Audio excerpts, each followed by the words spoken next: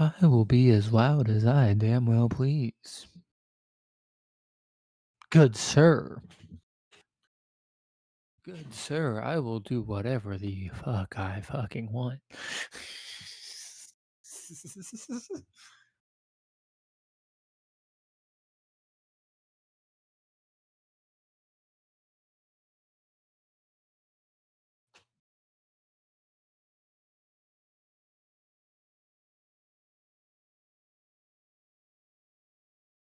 Alrighty. And I have my pop out chat, and we're just doing all sorts of good. I've done bin live for like 15 minutes, but or 10 minutes. 10 minutes.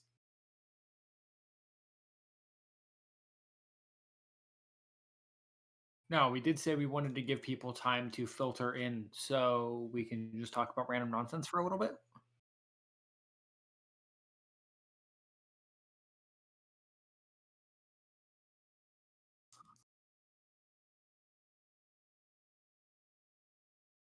Should all be good on my end.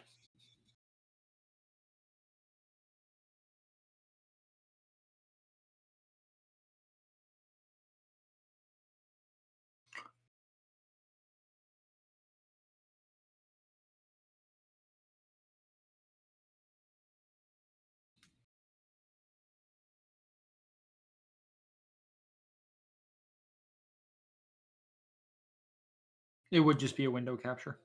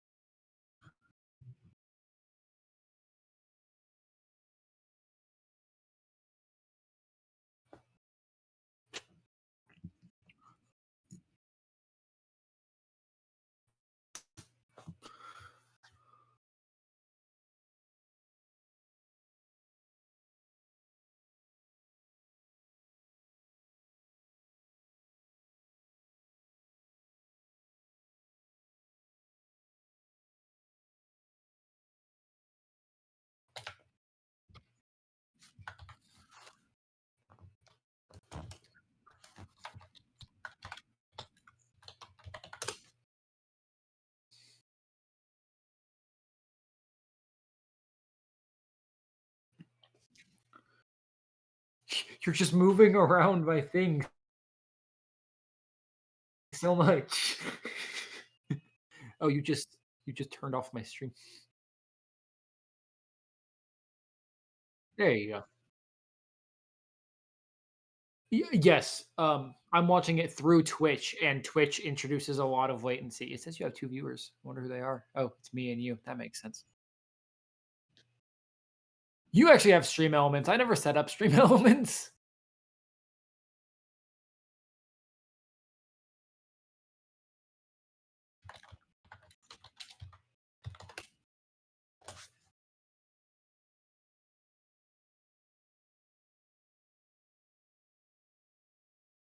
If you hold shift, it'll keep the aspect ratio.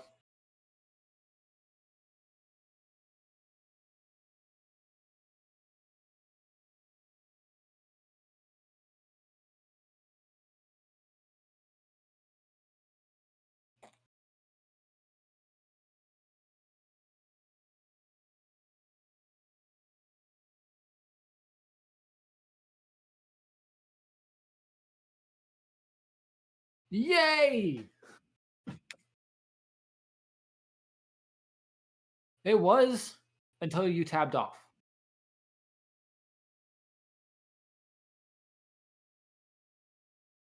It's Discord's way of CPU preservation. It once you tab off, it stops looking at screen share.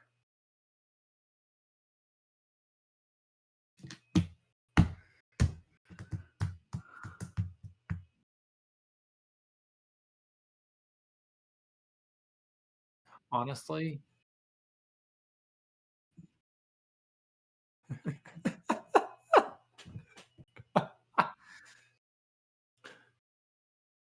I mean, yeah, yeah, you're just gonna have to zoom it in really weirdly. Or actually, there is a thing, if I remember right.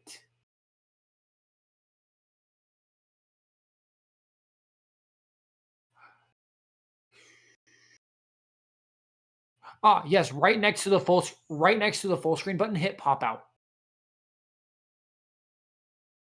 Oh, never mind then. Ignore me. Ignore everything I say because I'm always wrong. Yep.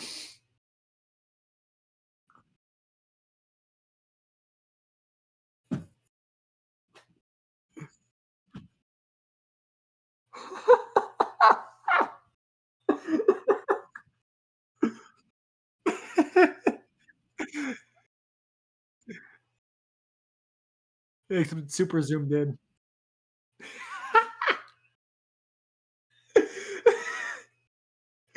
I'm having an excellent time. I'm having fun.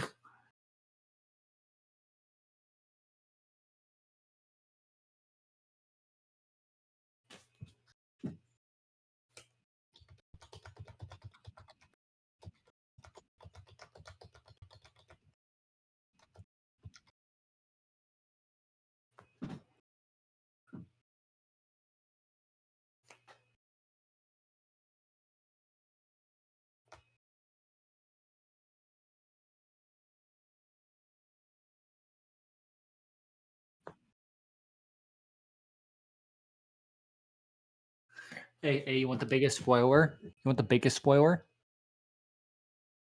Iron Man wears an Iron Man suit. Did you know that?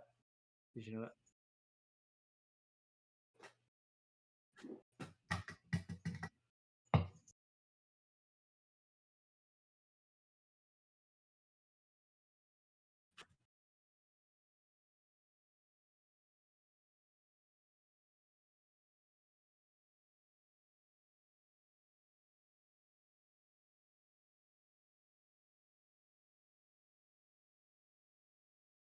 Sorry, your VTuber has a little he they thing that's adorable. It's great.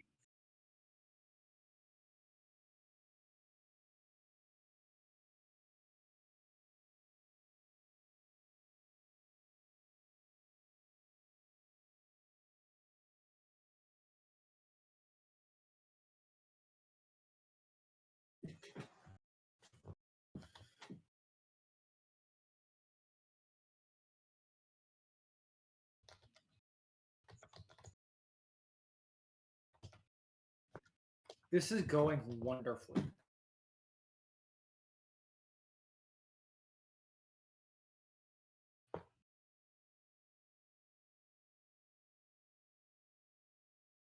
VTubers with disabilities.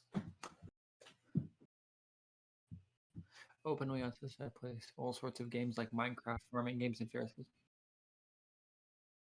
Well, why would you not? Suggestion box.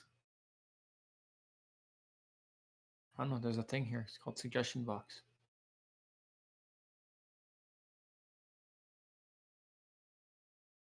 I don't know.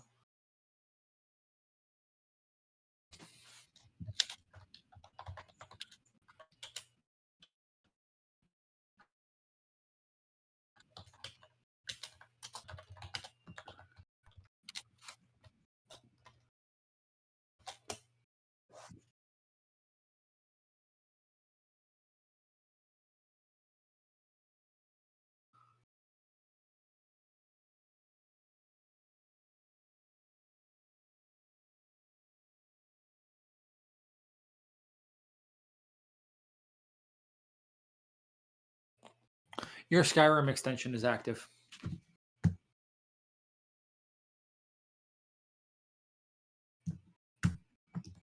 I don't know.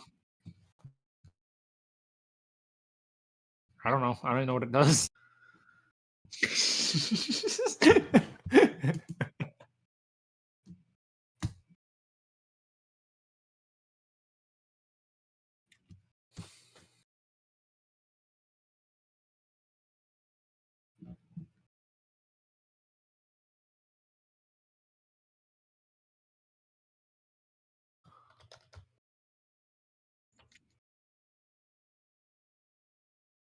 Is it really? Oh, I know what you're on about. It just plays images in a loop.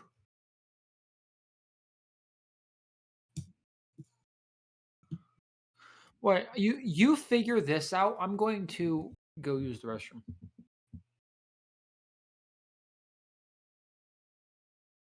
I'll be back.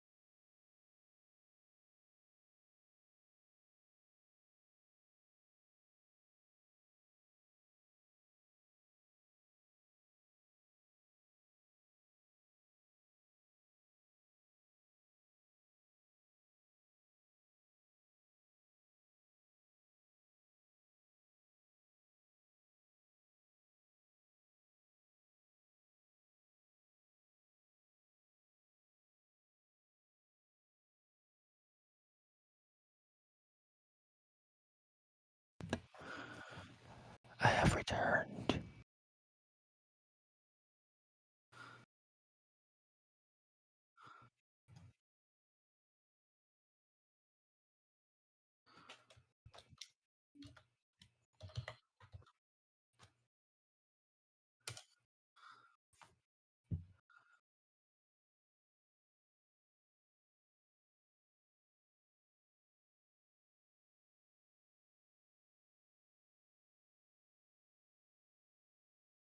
I'd love to start.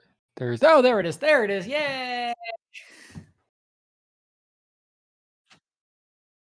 Hello, I am King of Exora. I also go by Cameron. Iron Man is my hero, and I will be talking about Iron Man. This is my special interest. He, they. I'm stealing yours. No. I'm stealing yours. Choose new ones.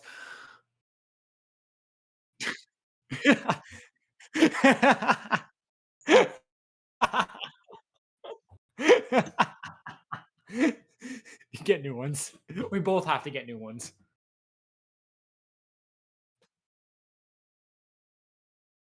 I'm a system. I'll take they, them because I'm plural.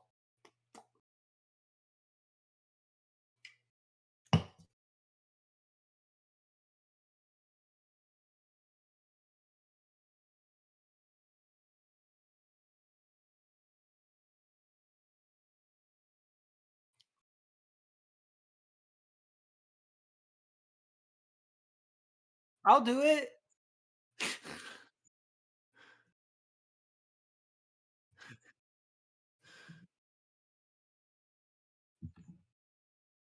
And scheduling is definitely not difficult. Oh, I just realized something. So, okay, if someone goes and puts the trigger warning command in your chat, I can see the command, but I don't get the response in my chat. Like I could see it when I was on your chat, but on my API it doesn't show. That is really interesting.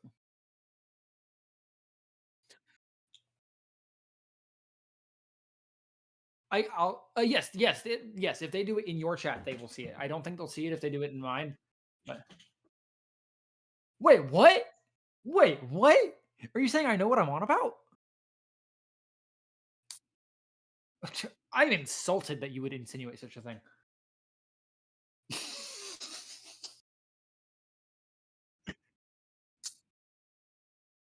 What?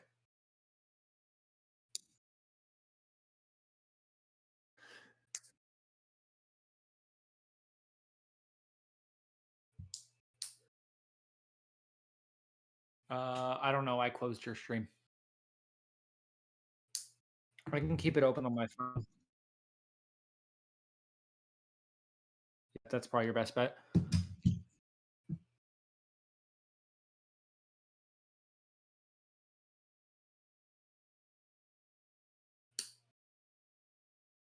But here's the real question. No. Oh, also to answer your question, yes, we can hear your sniffles. Unfortunately, but there's not actually a whole lot you can do about that. I mean, that's something you can do about that.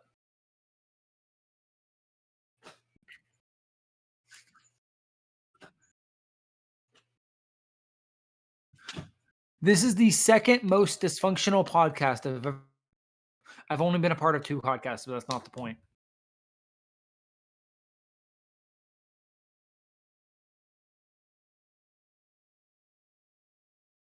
Just go. All right. All right.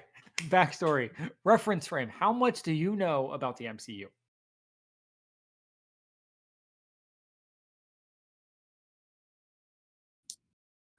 All right. Well then we'll start with everyone's favorite, Iron Man 2008.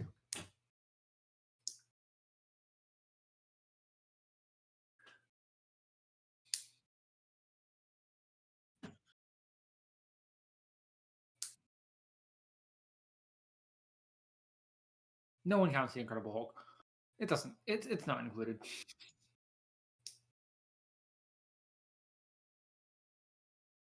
Yep. Yep.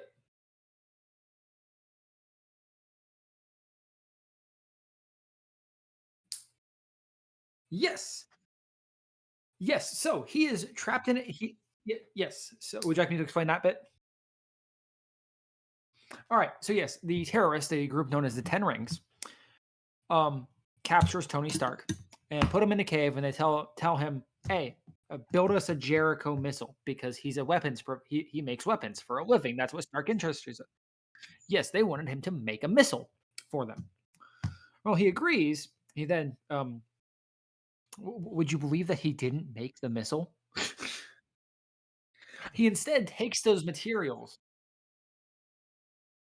He instead takes those materials, takes apart a few missiles, gets some palladium, built himself a miniaturized arc reactor, which was easy to explain at the time because what was the question?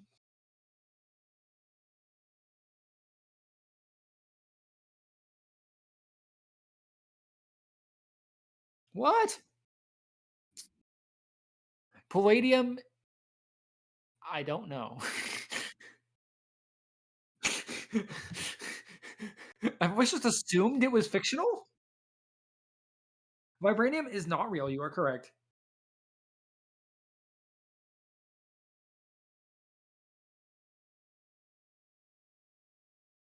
Palladium is a real metal. It's actually on the periodic table. I should have known that. Yes, I had to look that up mid. I had to look that up midstream. We are on slide 2, and I'm already looking things up. This is going great. Slide 2 of 68, by the way.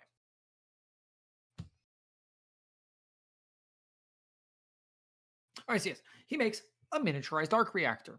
His father had developed the technology for the arc reactor, which is basically just an infinite power, infinite clean energy. Well, he makes a little mini one. and he puts it inside his chest to replace the car battery that's currently powering the electromagnet. Did I explain the electromagnet? Okay, when he got kidnapped, a bomb went off, and he has shrapnel in his chest, and he has an electromagnet keeping the shrapnel away from his heart. That was before. Go ahead. Okay, so when he first got kidnapped, he was there was a bomb that blew up near him, and he has shrapnel in his chest. When while he was unconscious, they put an electromagnet in his chest, and it was being powered by a car battery that he had to carry around.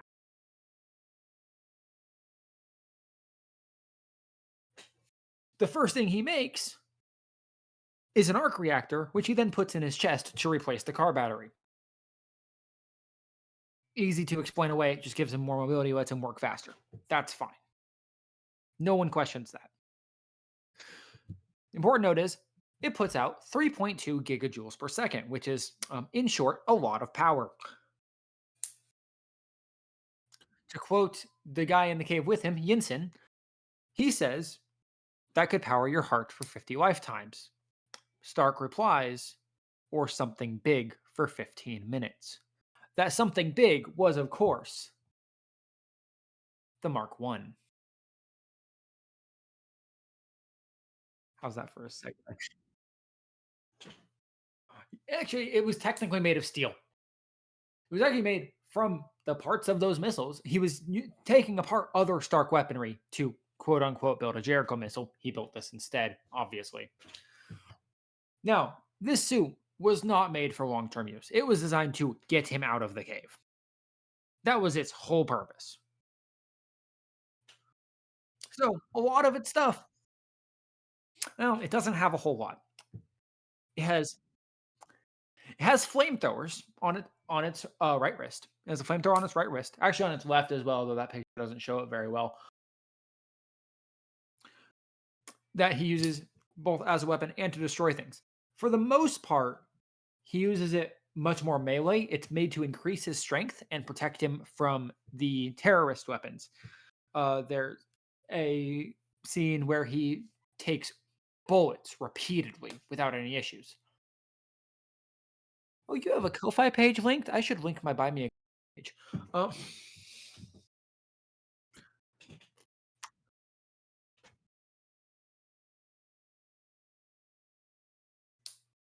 yeah.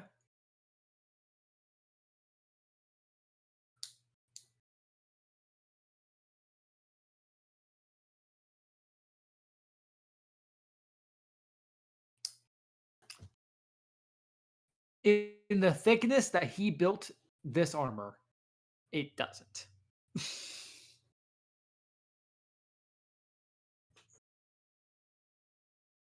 It is science fiction. It is absolutely science fiction. What's really interesting about this is, yeah, honestly, the Mark One is probably less scientifically accurate than the Mark Two. Well, Mark Three. The Mark Two also is made of steel, so. But the Mark Three isn't.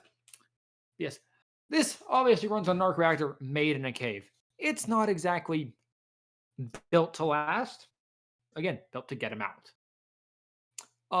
He also flies once, and then it falls apart in the sky, and he crashes into the sand. And then the U.S. military comes and picks him up, and they take him back to Malibu because that's where he lives. What?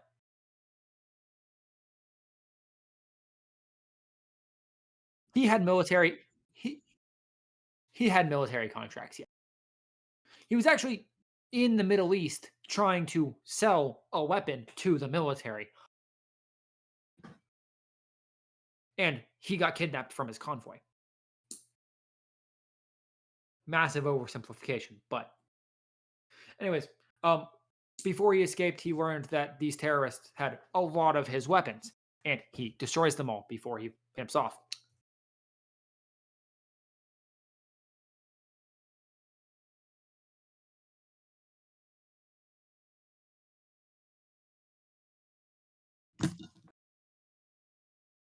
Well, that's actually one of the first things he does when he gets back to the States.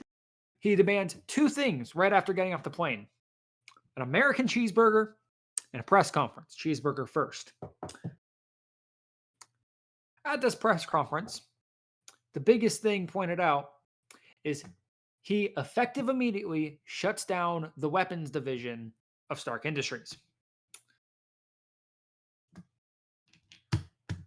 which means his company is no longer making weapons. His co-owner is not happy about this. Obadiah Stane is not happy about this. We'll come back to that.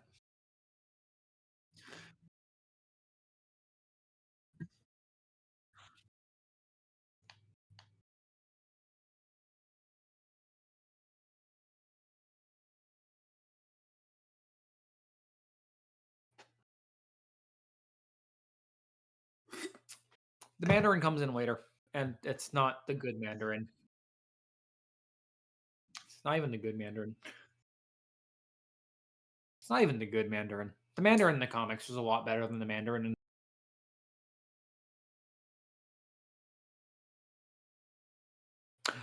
I'm not on all the shows. I've not watched the shows.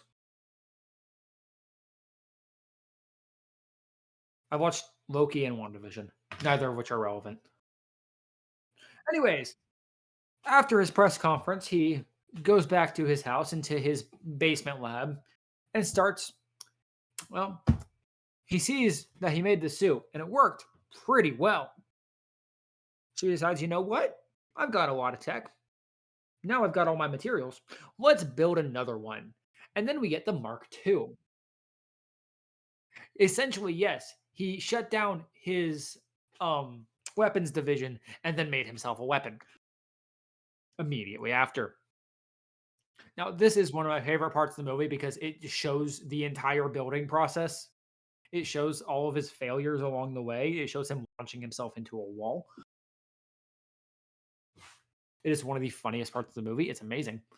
But this suit is far more powerful. It can oh my goodness. Excuse me.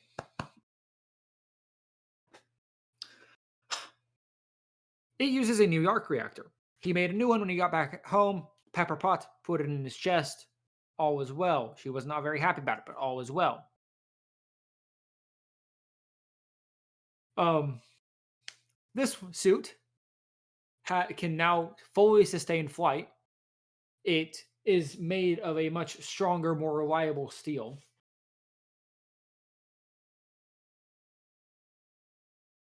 Yeah, flight literally in the first movie. It's a whole thing. This version actually has a heads-up display and Jarvis built in. Do you know what Jarvis stands for? It is his assistant. It's also yes. It's just a rather very intelligent system.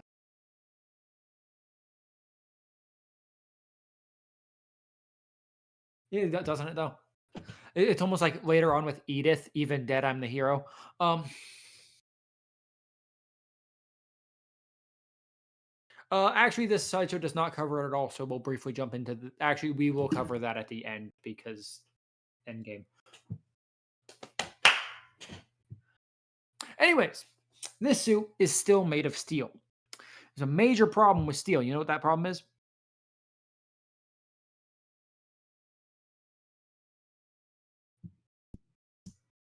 Not rusting. In this universe, it's icing. He got when he goes up too high, the suit ices over because it's too cold up there.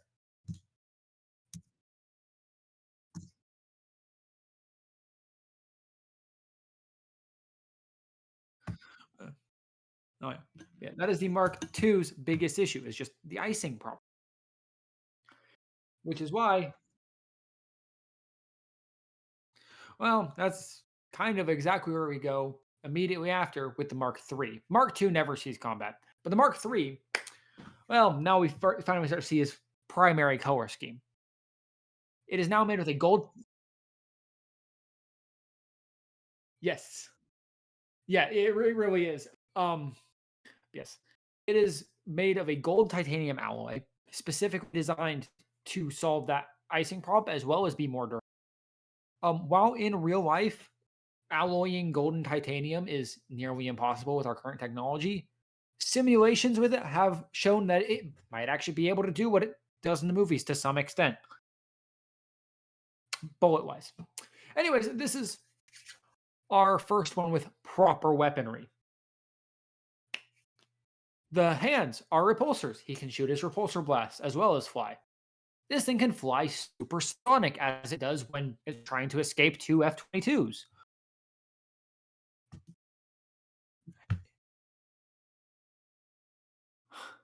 Oh, I'm not done. He has missiles into his wrists that he can fire out. He has guns that pop out of his shoulders and can smart lock onto enemies. He has flares. It has flares, so when things are shot at him, he can shoot flares and he'll follow the flares instead.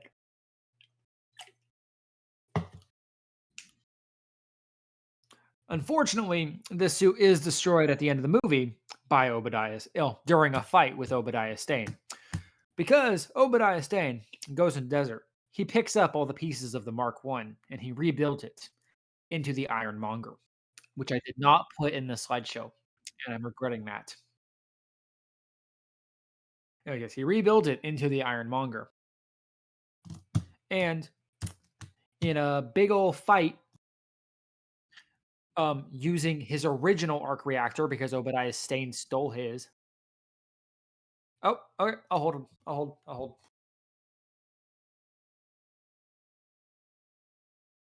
How you doing, stream? I don't know if anyone's watching, but I hope someone is. Maybe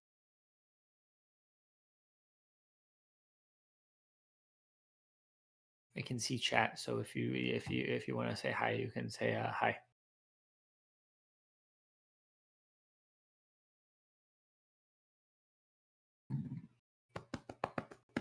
Excuse me.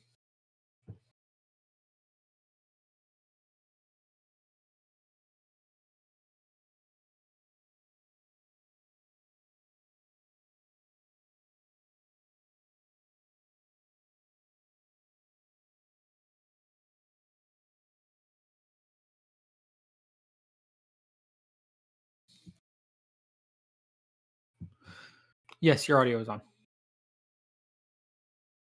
All right. Are you ready to continue? All right. Where was I at? Oh, yeah. Obadiah Stane. Yes, he rebuilt it into the Ironmonger. And in a major battle where he is. Oh, so he went into Stark's house, paralyzed him temporarily, stole the arc reactor out of his chest. Uh, the first one. Yeah, we're still in the first one.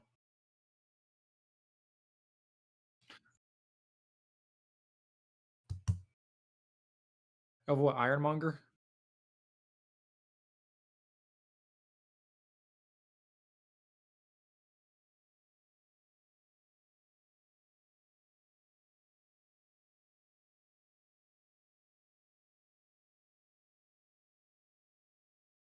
I hope your Wi-Fi is working. We're trying to do a live stream.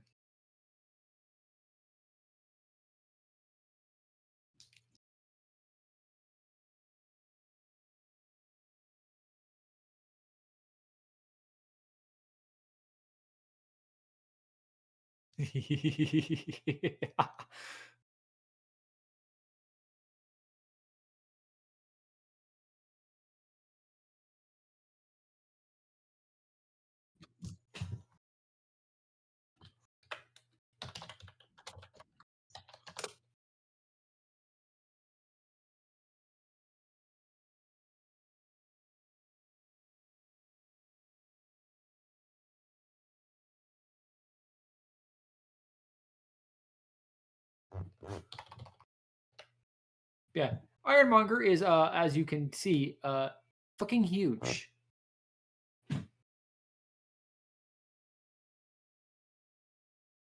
That is the Mark III and the Mark One.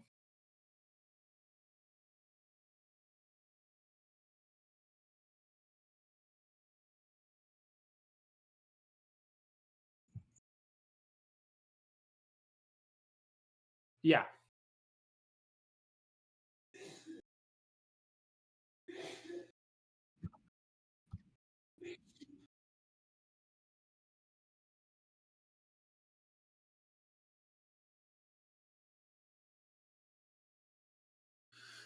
Yeah. Yeah. In short, Tony uses the icing problem against him, flies up. Ironmonger dies in an arc reactor explosion, and the Mark III is also destroyed. Yeah, he's like kind of dead, just a little bit. Yeah.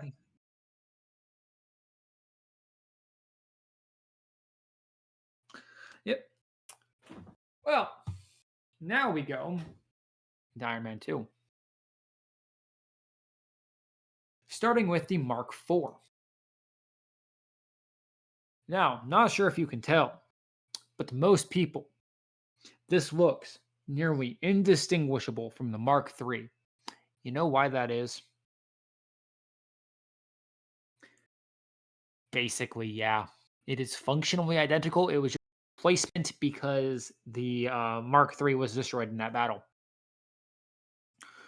There's only two, yeah. There's only two really notable things about the Mark. One of them is when Colonel James Rhodes comes in and steals the Mark II, because that's a thing that happens. Yeah, yeah. He crashes a birthday party to steal it.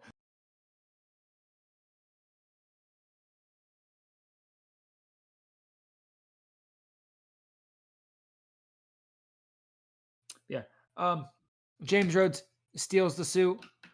They So you get a fight between the Mark IV and the Mark II. The Mark II will become relevant still. Hold on to that. Yeah. Oh, also arc reactor poisoning. The suit is like actively killing him. Yeah. The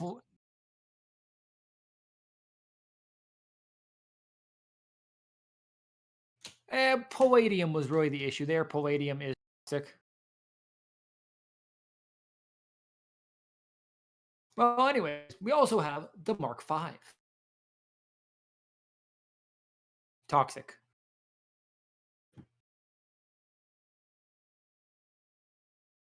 No, we also have the Mark V. The Mark V we first see when he is in Monaco in a fight with Whiplash.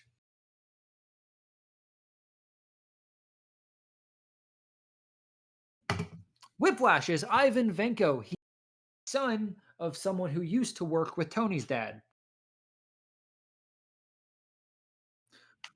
In short, he comes in with the oh well, in Iron Man 2, he made his own arc reactor and made some big old whips and made some big old electric whips and shows up at an F1 race and starts destroying shit. Yes, he's specifically looking to destroy Tony. Now here's the thing. Tony is driving an F1 car, which means he is not currently wearing a suit. So Happy Hogan shows up with this briefcase looking thing. And he puts it on the ground, and Tony steps into it and pulls it up onto his chest, and it unfolds in a really awesome cutscene into this thing. Yes. Oh, yes. I forgot to mention at the end of Iron Man 1, the very last line takes place in a press conference. And it is Tony Stark announcing to the world, I am Iron Man. Nope, it's at the end of the first movie. It is at the end of the very first movie. Yes, everyone knows that he is Iron Man.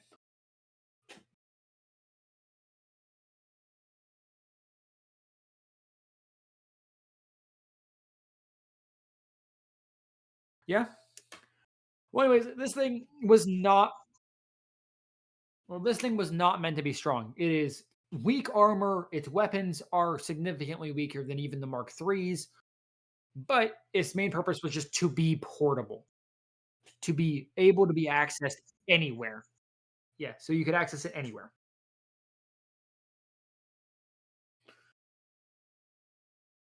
Well, that is what was that?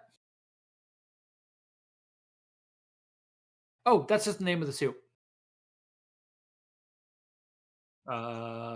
Because that's what Tony called it in the movie. Okay, there is actually some story behind there, and for it, I have to actual like U.S. politics, like old politics, not modern. But in short, the briefcase that's always nearby the president with the nuclear launch codes, it's called the nuclear football.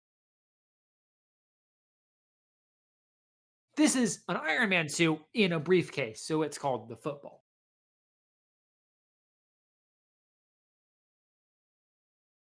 Some of these suit names are absolutely hilarious once you get them. Like we don't start getting names until the Mark 15, but once we start getting names, the names are amazing.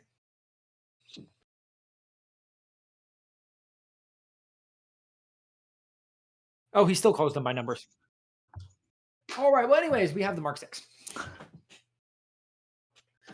Now, obviously, the palladium was killing him. So after um, inventing a new element, because that's a thing people do sometimes, Tony takes that element, which he dubs badassium. He doesn't actually, that's just the name the fan base has given it. There is no official name for it.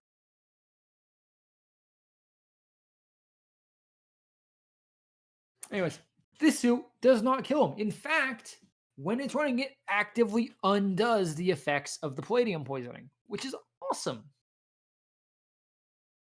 This suit also has lasers mounted in the wrist. They are a single shot, but they cut through almost anything. It's used very prominently at the end of Iron Man 2 to cut through a bunch of whiplash drones. And to fast forward a bit, this suit is also used for most of the first Avengers movie, where it does two major notable things.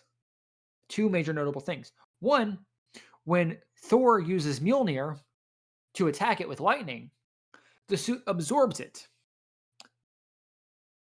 The suit battery on the HUD jumps up to 475%.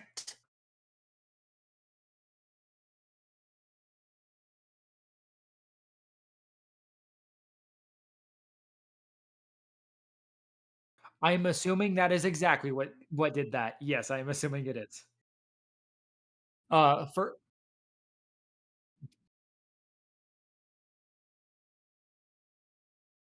not nearly all of them.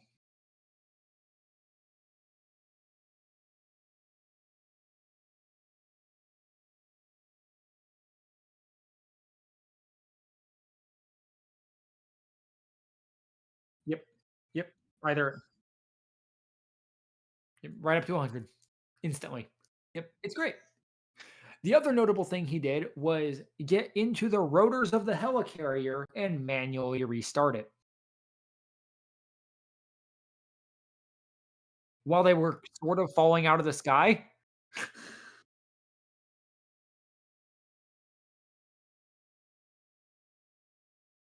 Yes, it's the shield thing. It's an aircraft carrier for helicopter rotors.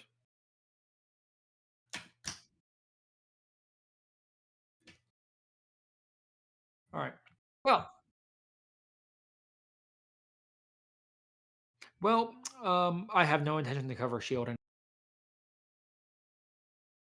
in this movie, we also have the War Machine Mark One.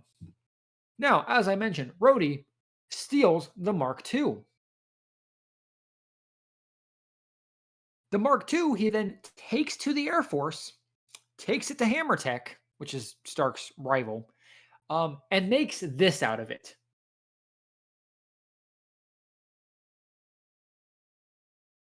No, the Iron Man Mark Two became War Machine Mark 1.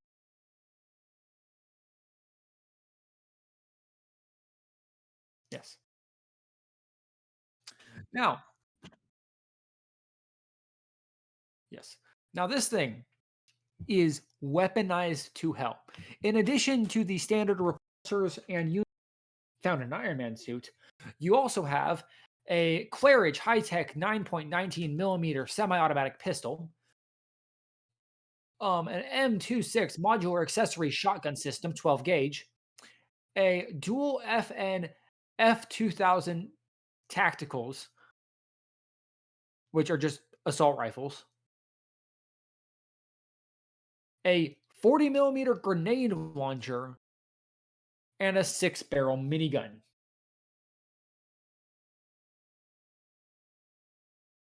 Yes, yes, it is. It also has a Hammertech proprietary technology, is a Sidewinder bunker buster known as the Ex-Wife.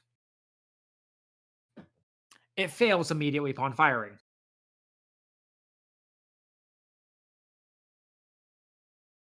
Oh, well, normally it'd bust a bunker. It makes big explosions. Uh, Here though,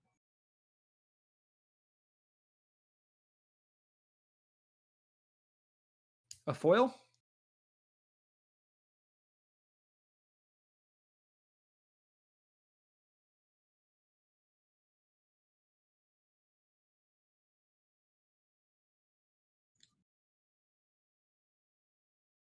Uh, no, that is more the role that Captain America plays in the MCU.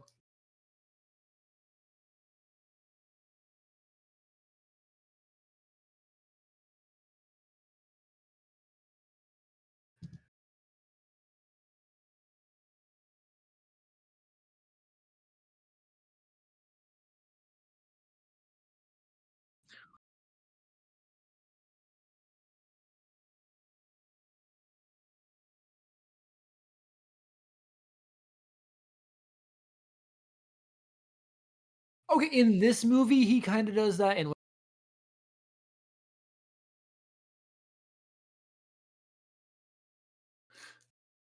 yeah. Um. Also, this also gets yeah. The suit also temporarily gets hacked by Whiplash.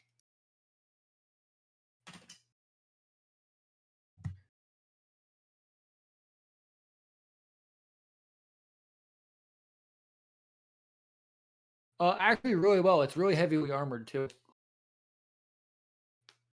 Oh, however, it does still suffer from the icing problem of the Mark II. It's fine though, you know. Anyways, Avengers 2012.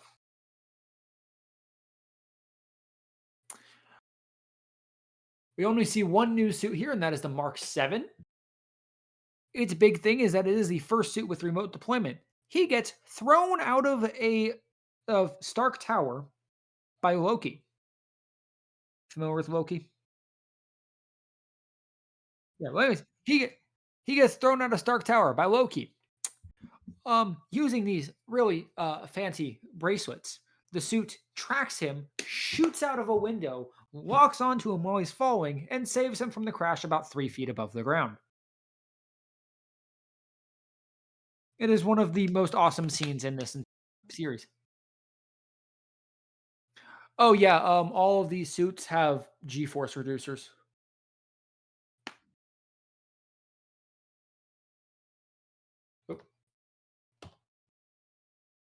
Oh, also, you notice these little ridges? See the shoulder ridges?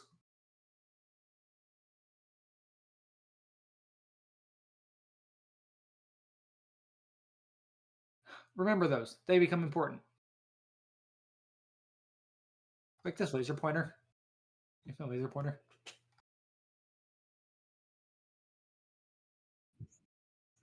It's a slides thing. If you press L, your mouse turns into a laser pointer.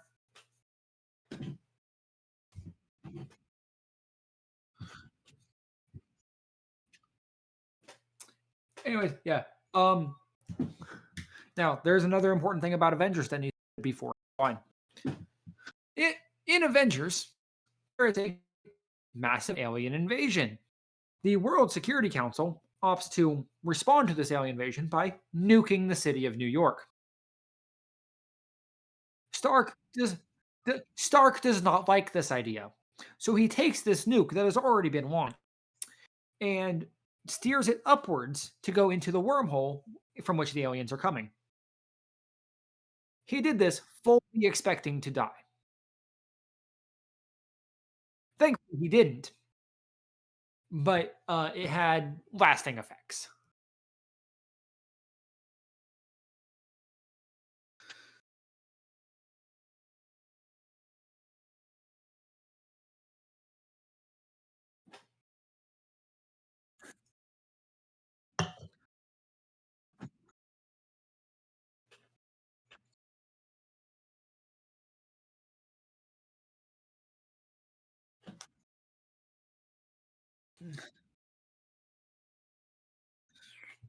Well, this leads us directly into Iron Man 3.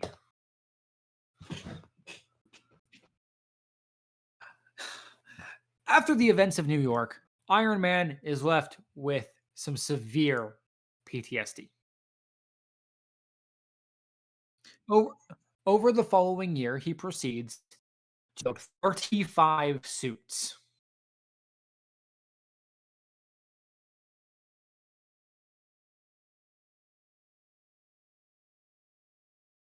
Yes.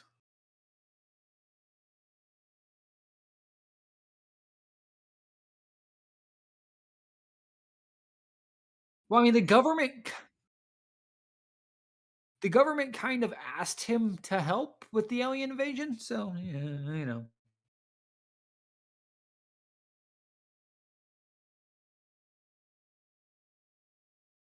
No, he was already they were already doing something, and then the World Security Council, hey, this is getting out of hand. Let's just nuke the whole place.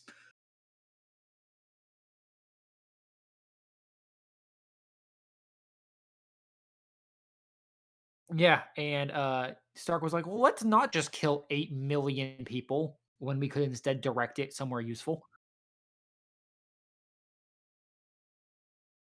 You think New York is bad? Look at Tokyo. Tokyo is like twice the landmass with like 5 times the people. It's ridiculous. Anyways, Iron Man 3. Severe PTSD. He builds 35 suits. This starts with the Mark 8. It is an improved Mark 7. Then we have the Mark 9.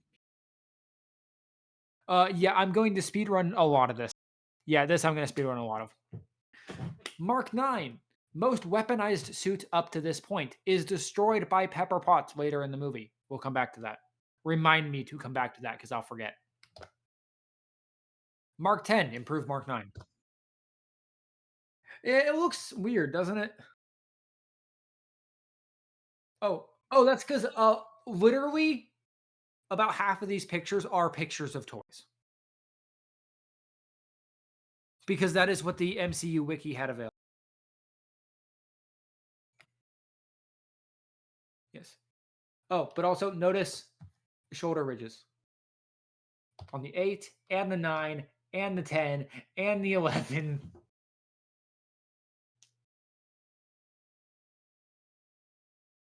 Not really.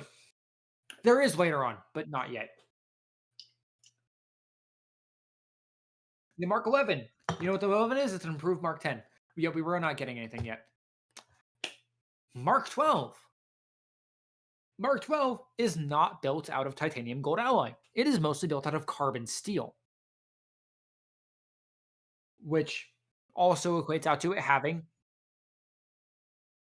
what?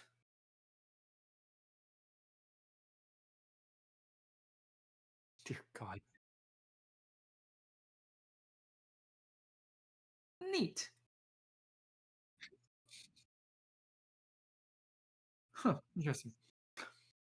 Well, it also equates out to this suit having a entirely different color scheme than anything that came before it. No red, gold, and silver. It's just black and silver with a little hint of gold.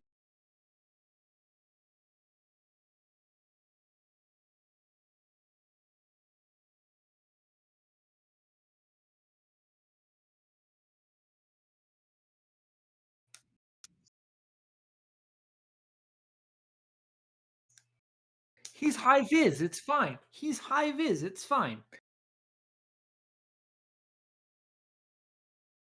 Well, that's fine. Mark 13. This one was made to be lightweight while this one was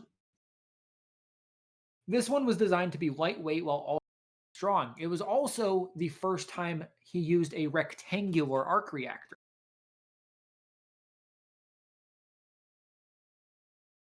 Does that become nope, purely stylistic.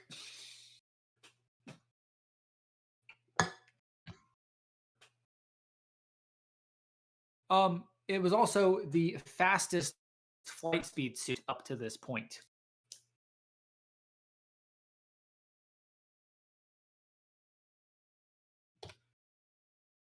Mark 14 is exactly the same as the Mark 13, but lighter, faster, and with a little bit more. Oh, and with almost no fire. This thing was just made to be light and fast and firepower. It has very minimal weapons. Then we have 15. This is where the names start. This is our first. This is our first. This is our first dedicated stealth suit. Not only is it very dark and very awesome, it also can change its color and it's radar absorbent. It can absorb radar signals. It also has this little Mark 15 on the chest. Is that important? No. Does it look cool? Yeah. It also this plate partially obscures its arc reactor, which makes it a bit easier for it to hide. Hide.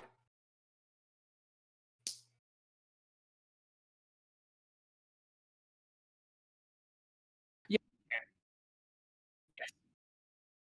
Yes. Whenever he needs to use the unibeam, it pulls out of the way. Mark 16 Nightclub is functionally very similar to the 15. It changes color. It absorbs radar.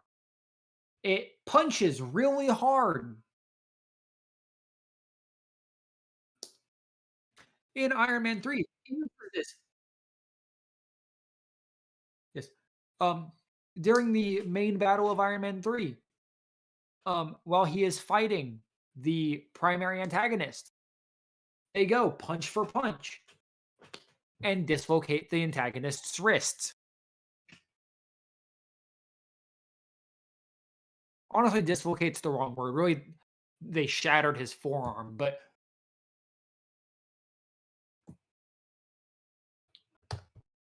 17, Heartbreaker.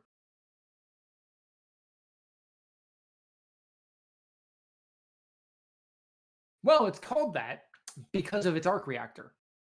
It is significantly larger than the previous ones, allowing for a much more powerful unibeam.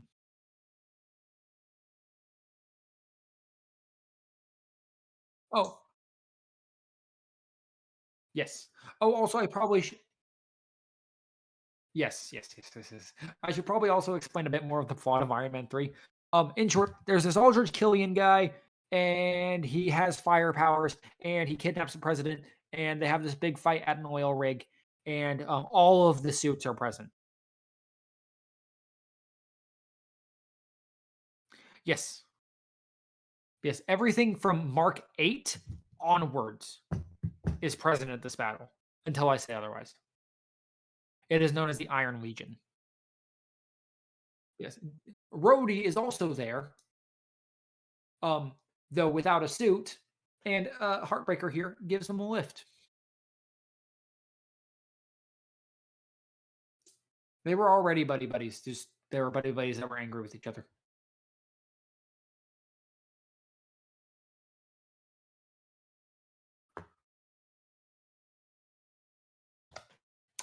Mark 18, Casanova. Yet another stealth suit, but with a big ol' arc reactor like Heartbreaker's. So it can be a strong stealth suit. The Mark 19. You know this one. You know this one. Yes, this is Tiger. He flies fast. Yeah, yeah. This was specifically designed for high speed. It will be very quickly outclassed.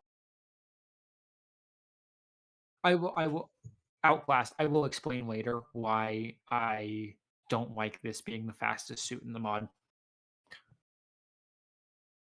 For yeah,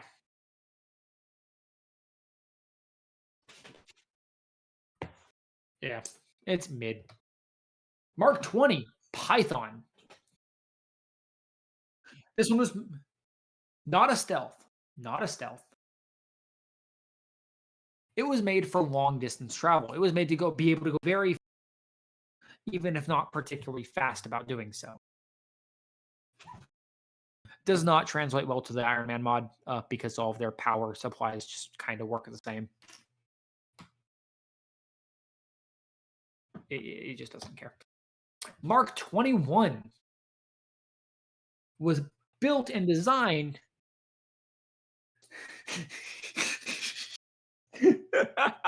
Yes, Midas, because it is all gold. You want to know why it's all gold? Because it never got painted, because it was built for supersonic flight and yet was not structurally sound enough to support it. It's actually gold titanium alloy, but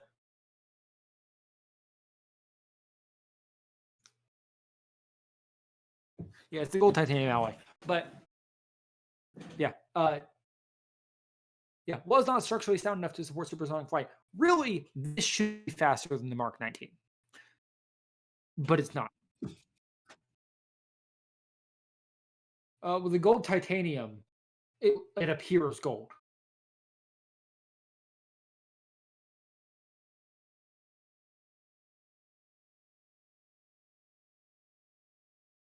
That is never explained because it doesn't have an icing problem. No, no. You also know that a little bit, little bit. Next up, Hot Rod. We love Hot Rod.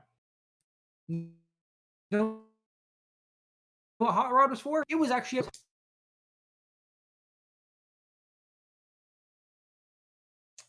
it also wasn't originally designed for Tony. This was designed as a prototype for a suit he was building for Rhodey. That suit is known as the Iron Patriot.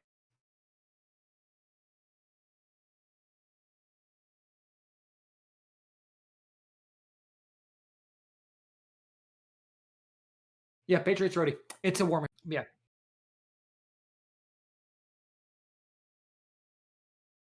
this is War Machine. Um,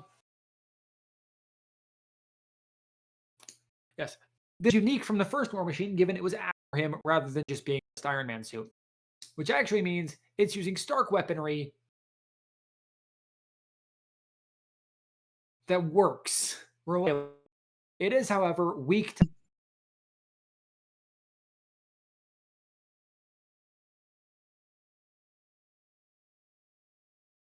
right.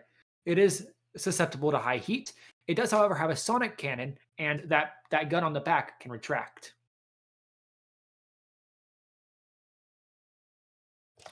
Mark 23 Shades. Oh yeah, it's a very loud gun.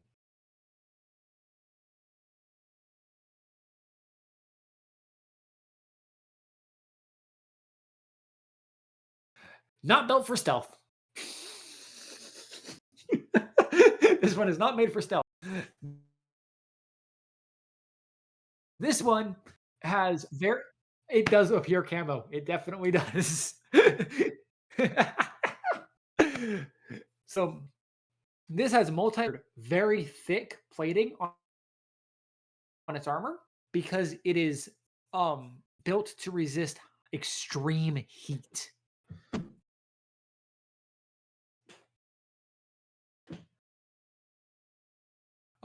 It is, however, almost unweaponized. No, it is definitely camo. It is definitely camo. It is undeniably camo. Next, Mark 24, tank. What? What do you mean? What do you mean he's flexing?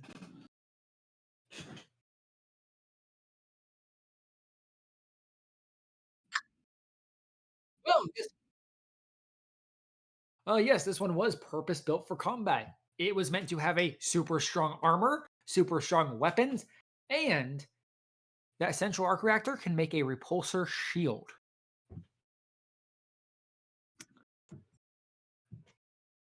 Yeah, probably. If you remember, this is the suit I used to fight the Ender Dragon.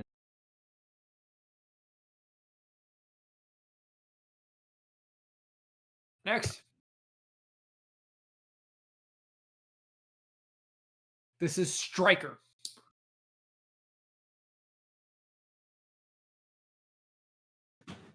No, because those are not whips. Those are jackhammers. This was purpose designed for actually for construction, demolition more specifically. No, it is, yes.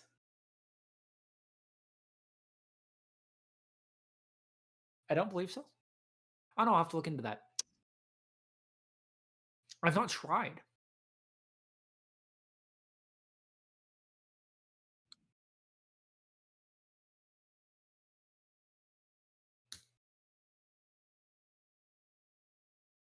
Yeah, I'm not sure. Oh, there's another one that might do that. We'll come back to that. Um, this one is also built to withstand high. This one is also made to withstand high heat, much like, and it has a second name, Thumper.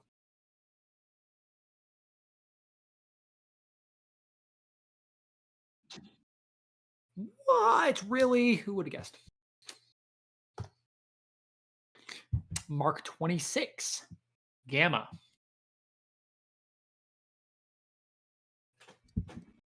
It is not stealth. It is not stealth. It is not stealth. No, this one was specifically designed to resist. No, this one is specifically designed to resist gamma radiation, hence its name. Uh, other than that, other than that little detail, it is functionally identical to 25. Yeah, these two things are like functionally identical. They look identical too, barring the paint job. Yep. Mark 27, Disco.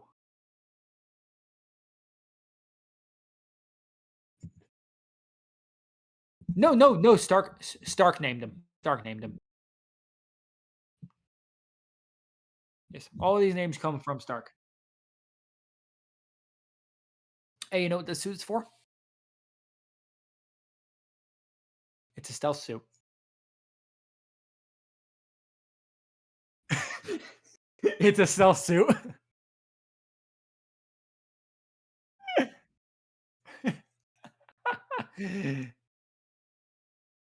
It changes colors. It's meant to mimic a chameleon. It can also go highly reflective, in which case it mimics a disco ball, which is where the name is from.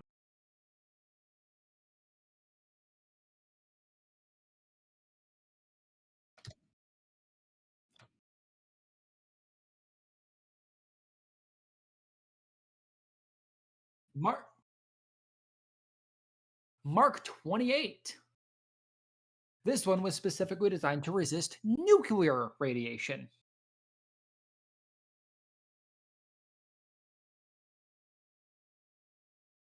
Yep, don't know why it's called Jack. It doesn't really do a whole lot. It's not highly weaponized. It doesn't really. It's just kind of here. Fiddler,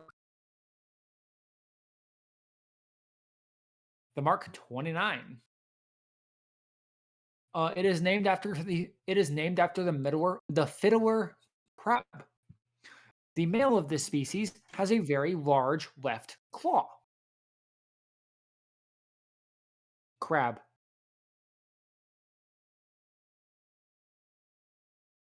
It is essentially another striker. Yes. Um, it is essentially yet another striker, but with only one jackhammer. It's meant to be a more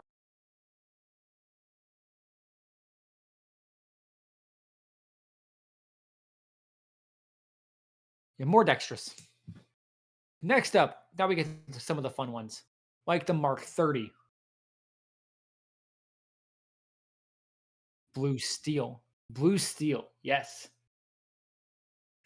was much similar to the Python. Go ahead. Go ahead.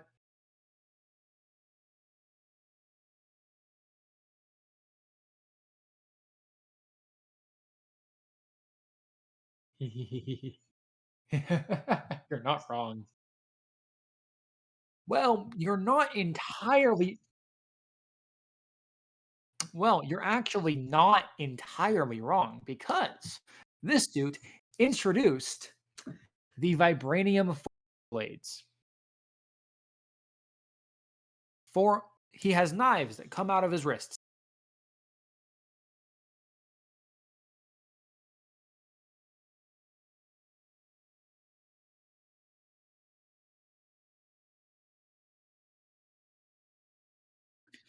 It's very strong. It's very strong. Yes.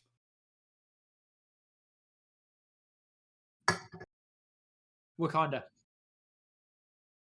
Yes. Yes. Yes. Yes. Yes. Yes. If you see these little things on the back of his hand, those are where the knives are stored. Yes. Um, but no, this suit was actually designed for power efficiency. It can hold a charge for a ridiculously long time, much like the Python can. It's made to fly for very long distances, which has been an issue because in, like, say, his original battle with Iron Man, his suit's power was a major issue. His suit was running on fumes by the end of the fight.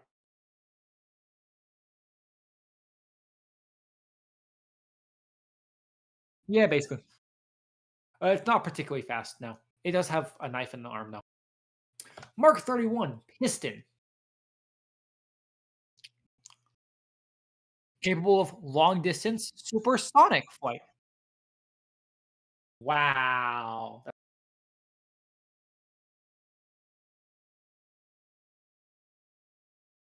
Shush. You're right. You're right, but shush. All right. Yes. Um, he flies for a very long distance, and he does so at supersonic speeds with a very long battery. Nothing super fancy. Is not in the mod. The mod skips a lot of them. I'll send you the list of. I'm working on an add-on for it. Don't worry. If anyone's watching that knows how to make mods, like to help, please reach out. I've not coded Java, and I don't know what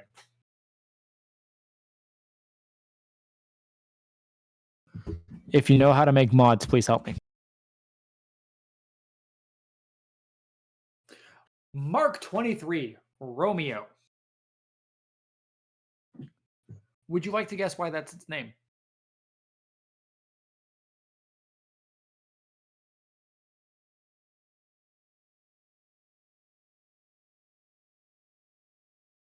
It is not a military thing. Nope. That's exactly why it's called Romeo. Um, Romeo from Romeo and Juliet. He was in love. The arc reactor has a very big heart.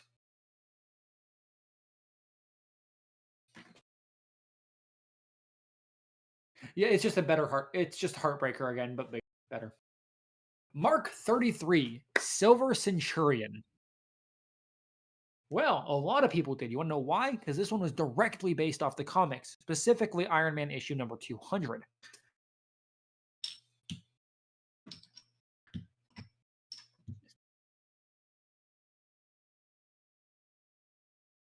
Yes, it does. It's great. It also has forearm blades.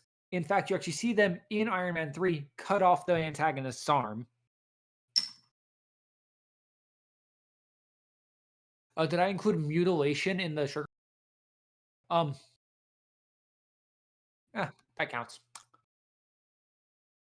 Um, oh, and longest battery life of any suit up.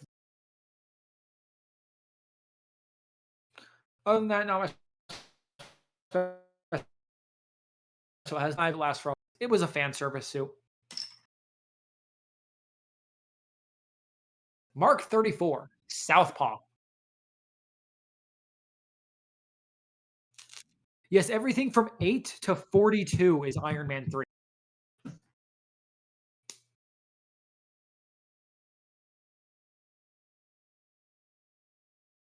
No, they had all of them fight at once. All right, anyways, 34, Southpaw is designed for natural disaster rescue. It's got that big old claw, so it can grab onto things.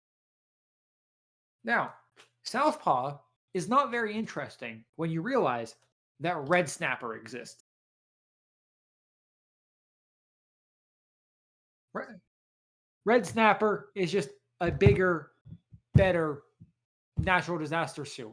Oh, and its claws retract.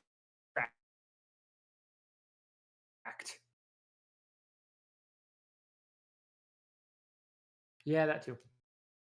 It also has this massive hydraulic system,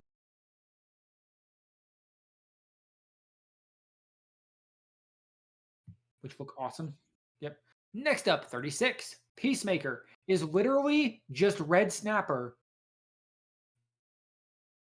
with a different the big arm. It's the same suit, color and without the arms. A different color and without the arms because the chest is so big.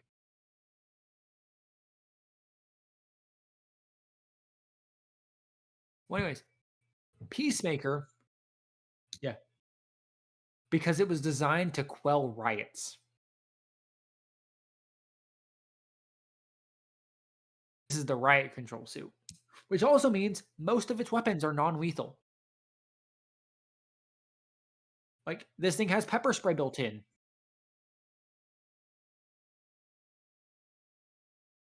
Yeah, yeah. Next, Mark 37.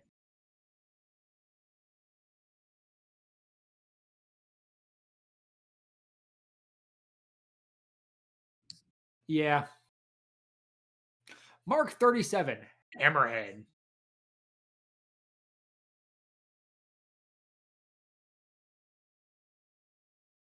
This, you have one. Nope, this was designed for deep sea and extreme pressures.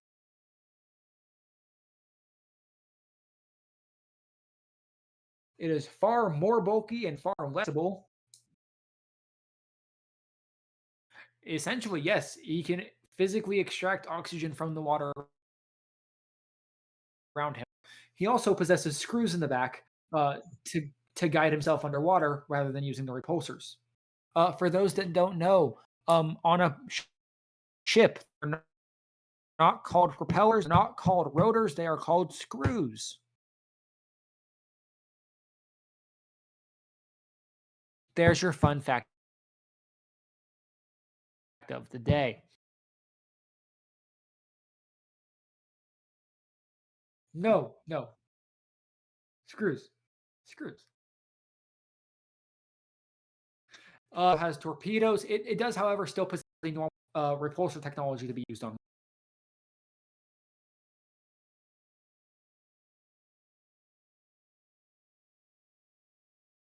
Yeah, it does give you dolphin's grace, though. I don't know. It's weird. It's a somewhat underdeveloped model. Why do you think I'm making it add on? Mark 38. Igor. At a glance, what do you think this is for?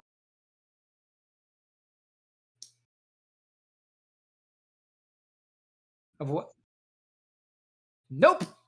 This thing is not built for combat. This thing serves exactly one purpose, and that is to lift heavy things.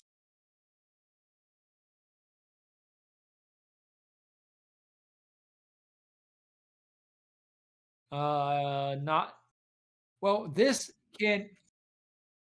is one massive hydraulic system. This thing is able to support up to 10 times its own weight, and it's not exactly light itself. Yes, it's got some massive locking mechanisms on its back and on its legs to allow it to support um a lot of weight. Pure strength. This is the strongest suit until the Mark 44.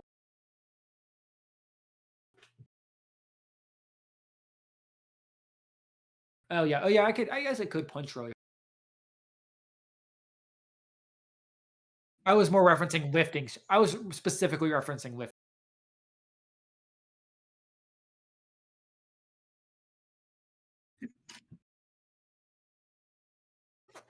Yep, probably.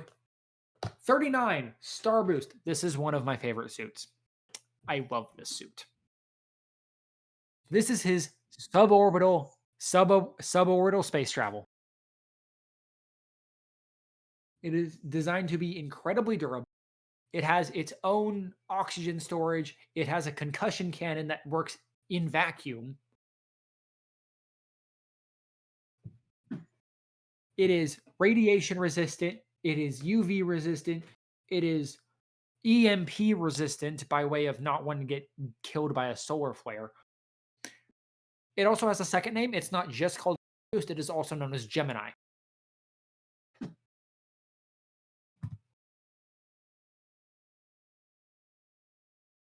I've always liked I prefer Star Boost simply because Gemini is now more so associated with Google's AI.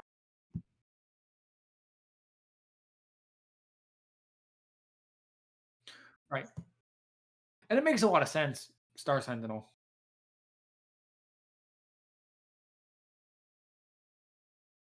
Mark 40, shotgun.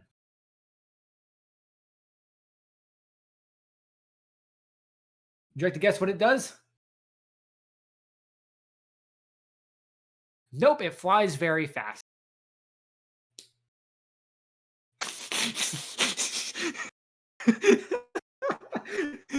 It the suit can fold up in such a way that it turns the rider into a human missile, reaching speeds of over Mach 5.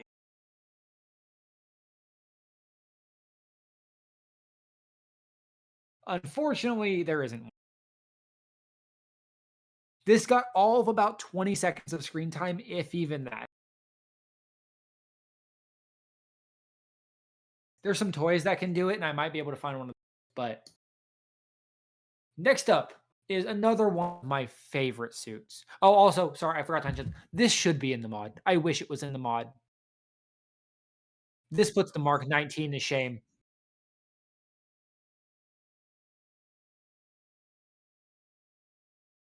All right. Okay. This next one is also one of my absolute favorites. I'd like your opinion on its appearance.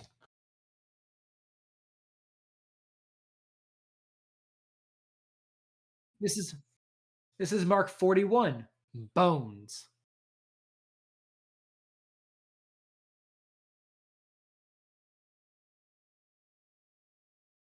Oh, see, I was thinking steampunk. But no, no. This was designed for speed. This was designed for speed and mobility. And scales is perfect. You wanna know why? This thing comes apart. It can break into multiple pieces, and each of those pieces has its own and flight.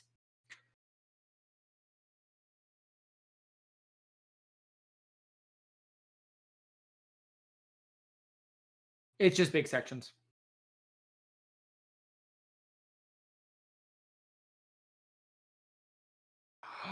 Spoilers.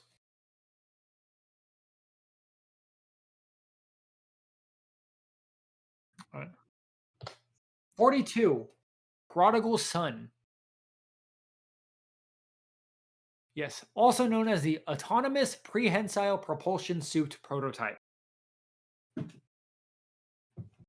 This is the suit that is used for the majority of the. What? What was it? Not exactly. No.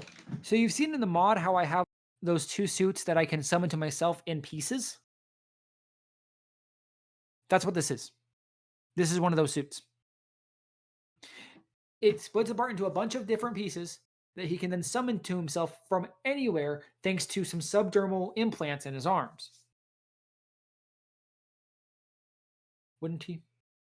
Unfortunately, it is all destroyed in Iron Man 3. Every suit up to this point is destroyed in Iron is at the end of Iron Man 3. None survive. Thanks to a thing called the. This is 42. Yes. Every suit lower than 42 is destroyed at the end of Iron Man 3 in the clean slate protocol. And now 42 suits in, going into Age of Ultron, I think now is a decent time to take a break. Oh, he told Jarvis. Okay, I will explain it in just a moment. I will be right back.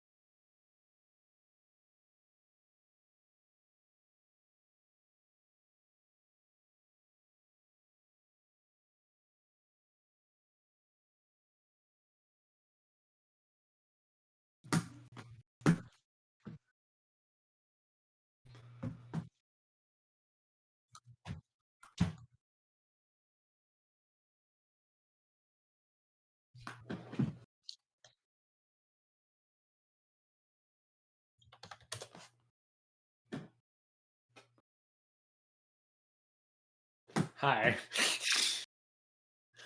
I was letting you go. I was just letting you go.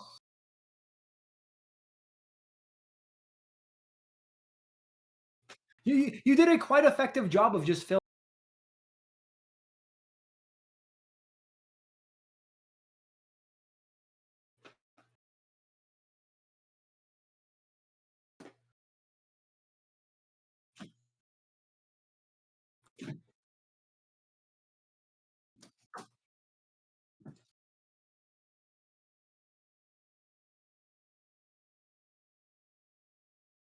What was I explaining? I was explaining the Queen's Plate protocol, wasn't I?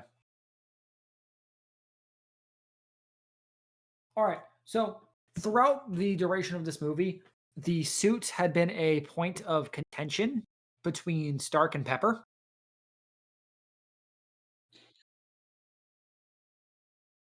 Pepper thought he was spending time in a mess, but in the end, to appease Pepper, he destroys all the suits. He also she didn't ask what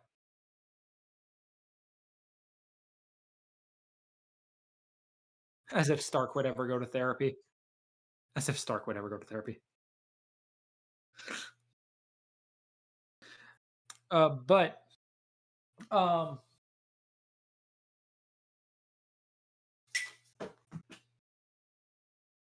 yes, all the suits are destroyed. At least all the ones that survived the battle. Tony gets the arc reactor removed from his chest. He also gets all the shrapnel removed, so now he can live independently of the arc reactor.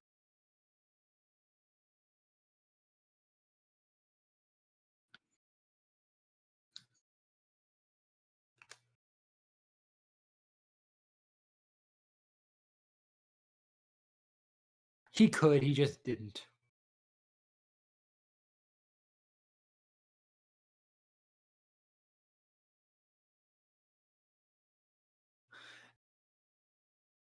It was a plot device. Leave it alone.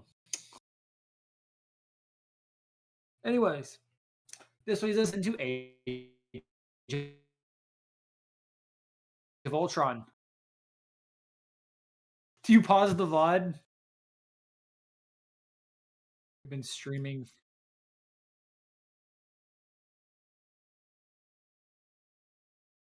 Oh no.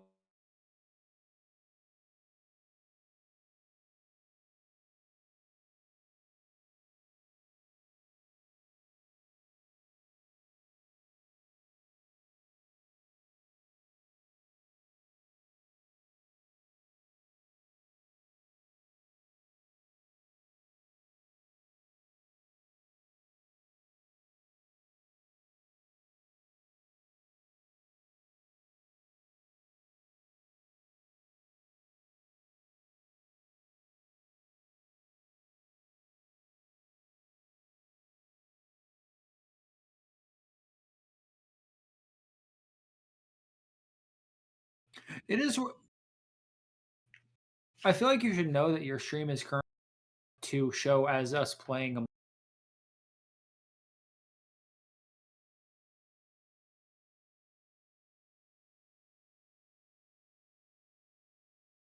probably.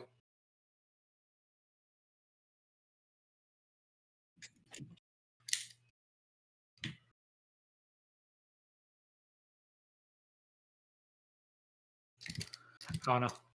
Oh no. I already closed out. Anyways, Age of Ultron.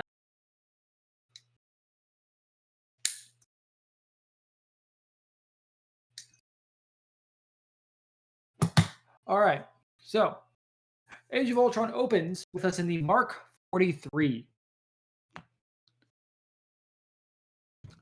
This is just the non-prototype version of the Mark 42. It does all the same things. It will. Oh, okay. All right. It does all the same. Well, except the colors are inverted.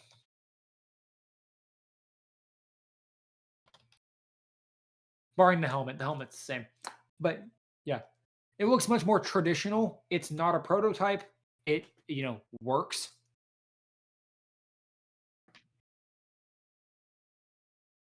Yeah.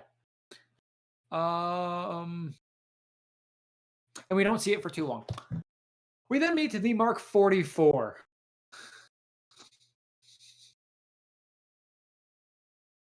Well, it's called the Hulkbuster.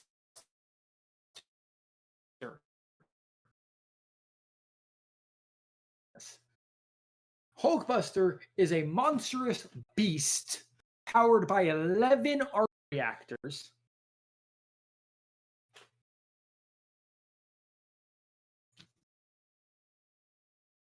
Well, it's the well, if you're wearing this, you're already in a situation where you're probably fucked. Well, anyways, this was stored up in the Veronica satellite and deployed onto the Mark 43. It surrounds the user in a second set of armor. It is also modular. Yes, it is also modular. At multiple points, an arm leg is destroyed and it's just ejected off and it's replaced by a new one from the satellite.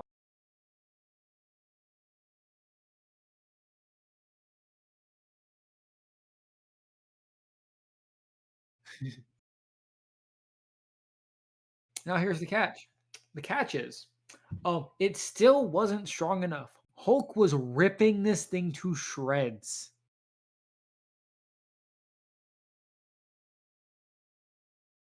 Well, so anyways, he flies up and slams Hulk down through a building and incapacitates him that way.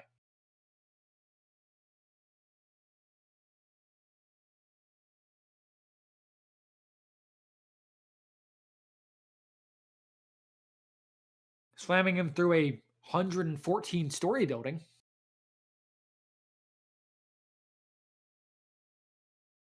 Maybe. Next, the Mark 46. The 46 is really interesting for a couple reasons. One, it is the first one to use Friday, which is Jarvis's replacement. He became a guy.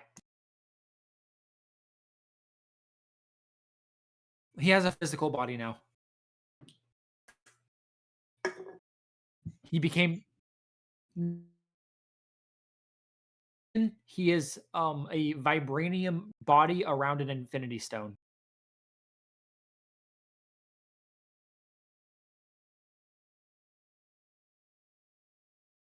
I wasn't planning to cover them too in detail. Yeah. You also notice that this is the first they do. I can cover those in depth if you want me to. I just wasn't planning to. All right. They're big rock. Big rock.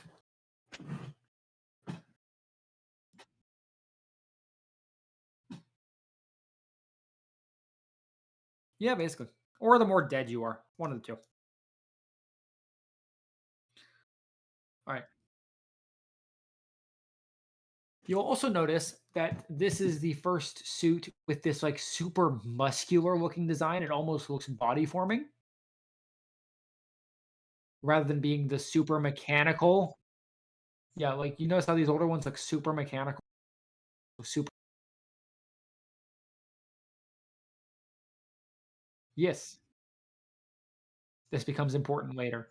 It's not important yet, but it becomes. This is the Mark 45. We also have the War Machine Mark II. This is literally just Iron Patriot without the paint. Not as in it's a replacement for Iron Patriot. Literally, it is the same suit as in Iron Man 3. This is the exact same suit we see in Iron Man 3. It's just without the paint. Yeah, well, they took off the paint. Yeah, something like that, I guess.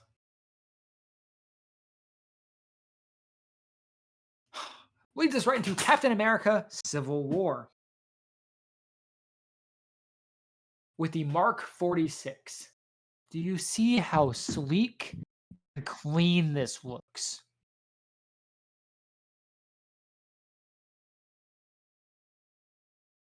Yeah, yeah, maybe.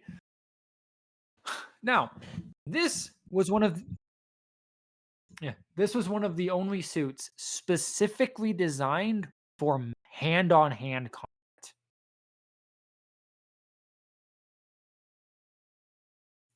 Well, that's because in Captain America: Civil War, Iron Man is directly fighting Captain America. If you'll notice, there are shield. There's a shield in the way. Also, it's just better cinematography. Cinematography. Well, that and the suit also has a active combat analysis. It'll analyze your actively combat them.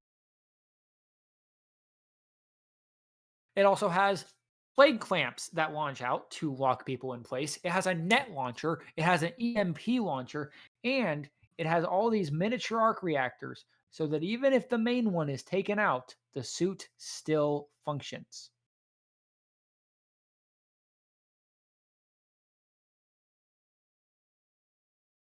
Yeah, there's 11 of them. Oh, hid them. Okay.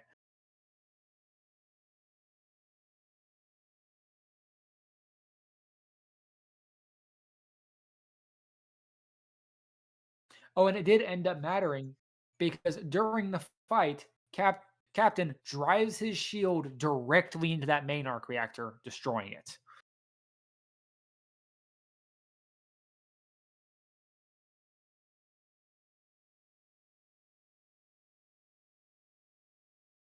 Um, you ready for some rapid fire? During Age of Ultron, Tony Stark uses the Mind Stone to create an artificial intelligence named Ultron, who then decides that the best course of action is to destroy humanity. He does this by using a machine to lift the city of Sokovia up into the air, turning it into a meteor that would then be dropped on the Earth. In the process of evacuating Sokovia, many lives are lost, and the Avengers are sued for this. During the lawsuit process, the UN issues what's known as the Sokovia Accords, a set of laws meant to restrict the Avengers and other superpowered individuals. The Avengers are split on whether to agree, whether to follow these, resist them. Captain America would like to resist them. Iron Man insists on following them. There's a big fight at an airport about this.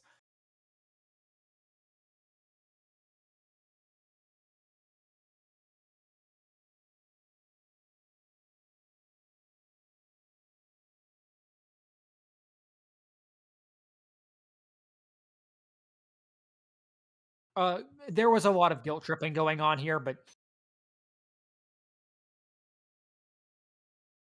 it's actually a really good movie.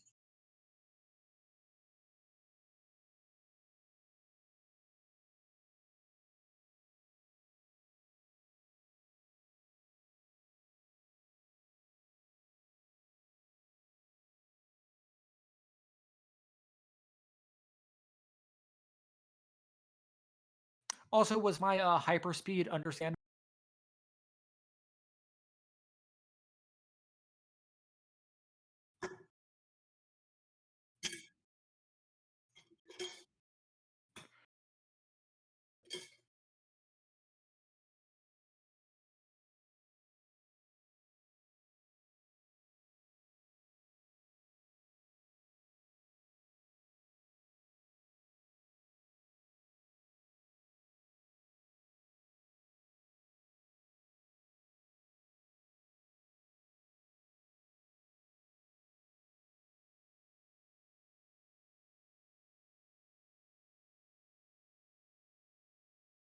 Oh, there. Oh, there's also the issue of Captain America's best friend killed Tony's parents, but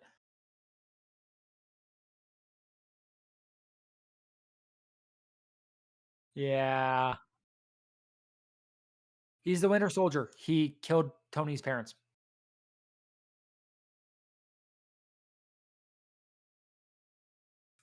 Anyways, moving on. Moving on. We next have War Machine Mark III. Yes, a fairly decent upgrade. His back cannon is now 4 barrels instead of 2. He has a sonic wrist cannon, which he uses to immobilize Scarlet Witch. And he has something called the Warhammer. It is an extendable energy baton.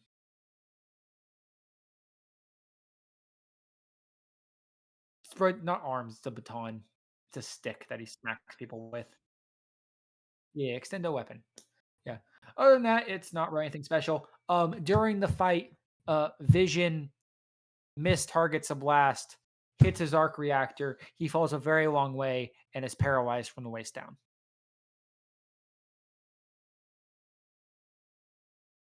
Yes. Rhodey is paralyzed from the waist down. Stark gives him some fancy leg braces that let him continue to walk.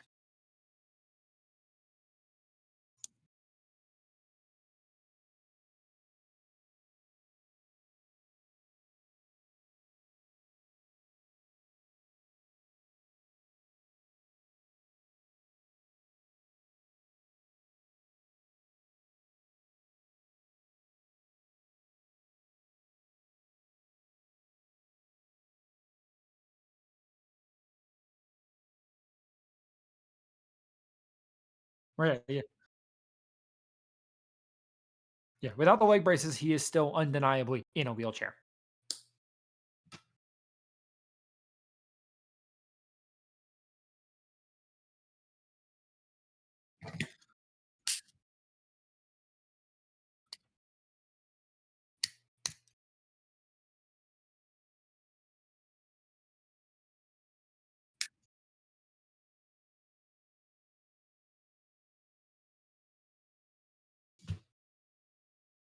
Yeah. Next, Spider-Man: Homecoming. Well, there's only one suit that matters, and that is the Mark 47 Ultimate Armor. Yes, it's the one where he was controlling remotely by Wi-Fi.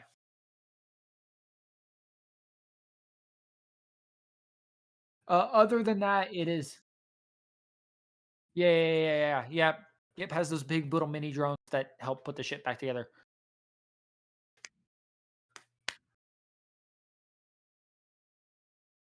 Yeah, yeah.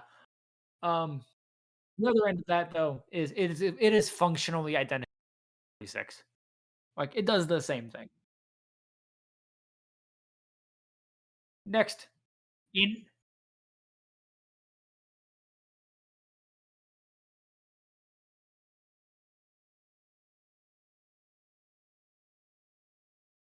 he's a billionaire. He doesn't care.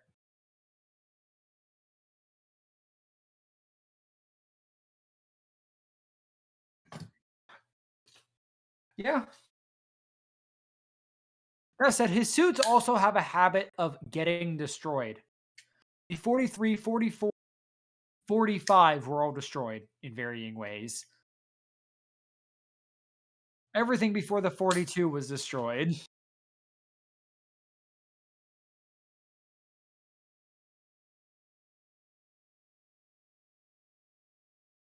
At the start of Infinity War, he, on a technicality, has 4 suits available.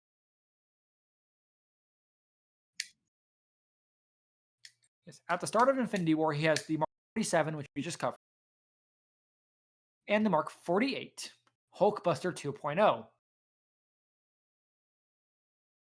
Now, what's really interesting about Hulkbuster 2.0 is that we never see Tony drive. Tony, we never see him in this suit.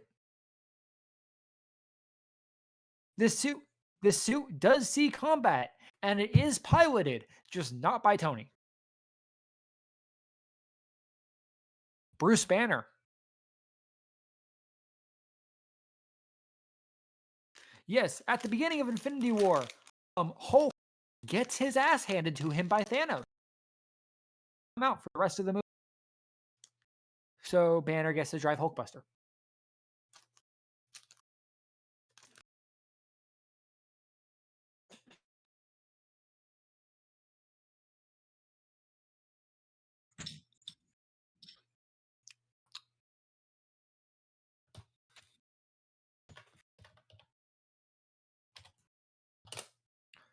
There is an image from Wakanda, from the Battle of Wakanda.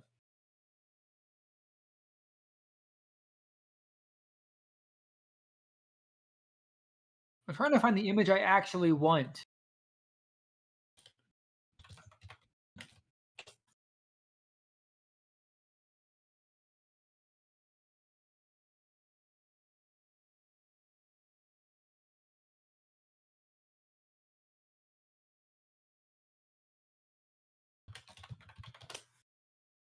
There we go. There's the picture I wanted.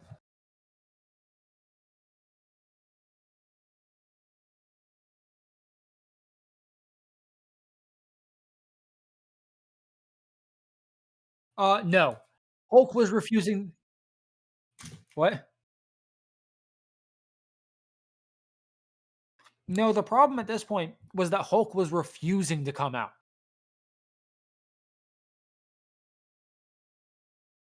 So he was using the Hulkbuster suit to emulate the abilities of the Hulk.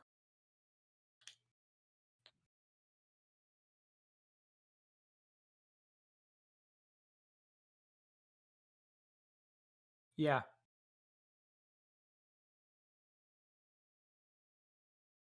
It definitely seems like the type of thing that is gamma radiation induced dissociative identity disorder.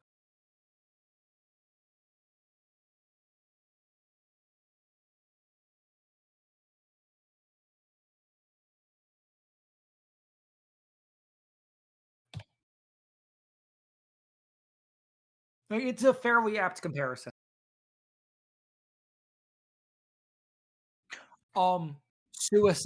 Suicide trigger warning. Suicide trigger warning. In the first Avengers, Banner makes a comment that I think adds credence to this theory. And I quote, "There was this one day I was just done with it all. So I put a bullet in my mouth. The other guy spat it out."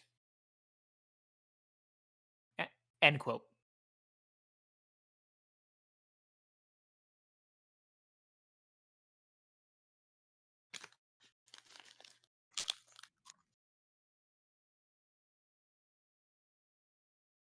Right, right, right. Next, the Mark 50.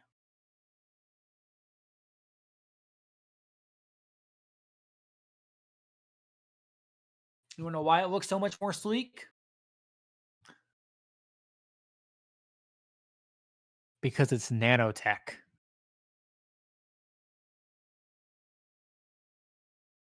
I forgot to open my presenter review.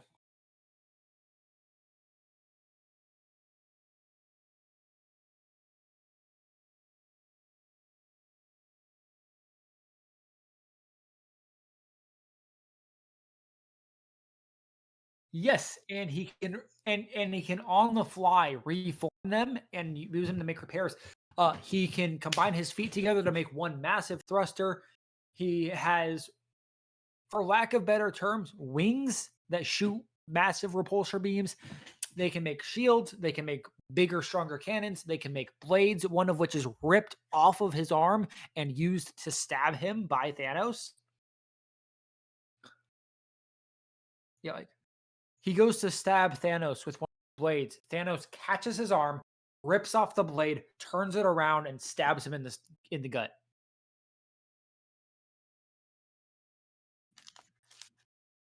Yeah.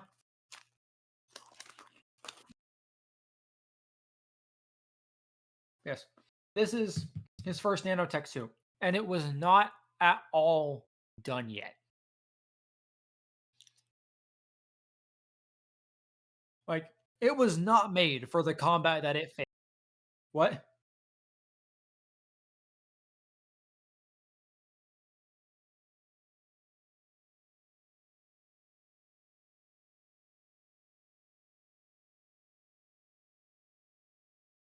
Yes, so this is actually stored in just a simple chess piece.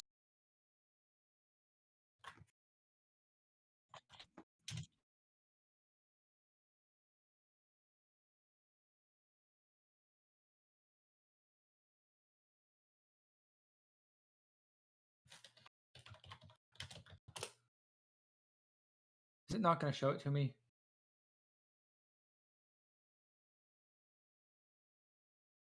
I'm gonna have to go here.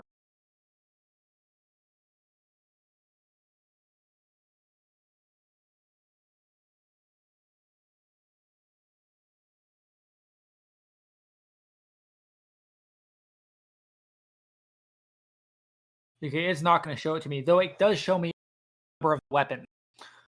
Like here, he makes massive rocket fists.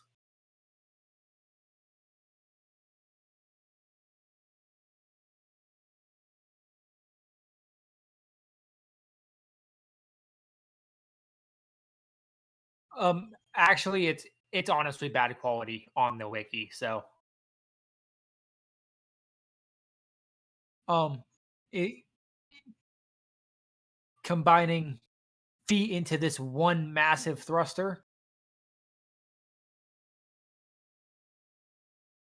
making these weapons. I don't even know what to call these.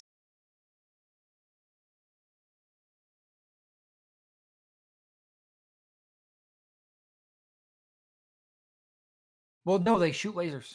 They shoot big laser.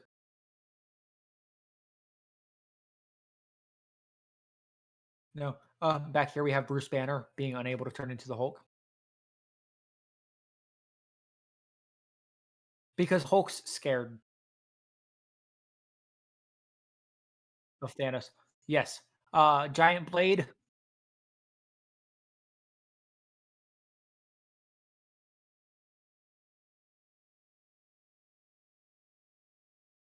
We have we have little blades.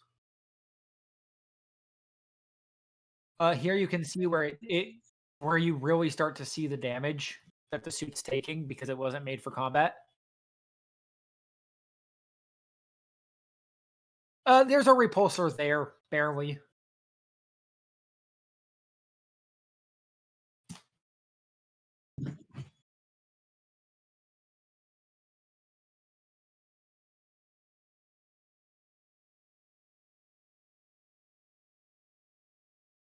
Yeah, yeah, no, he does web shooters.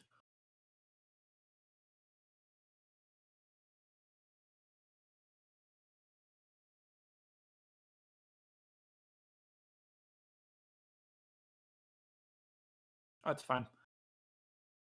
Um,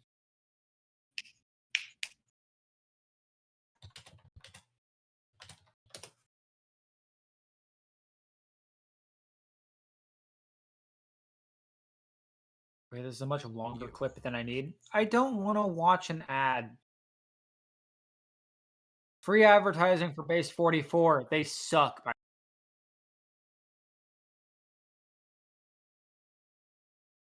Why am I holding on?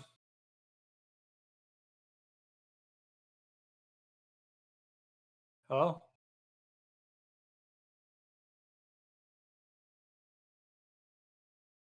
Jupiter? Ah, got it. Sorry, chat. Jupiter call. He will be back with us shortly. In the meantime, I am. Are you still like vaguely seeing the screen, Jupiter? If so, I'm going to show this clip.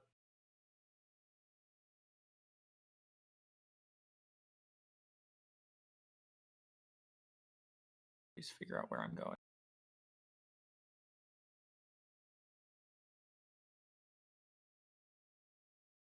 All right, for for the stream, here we can see how Stark has.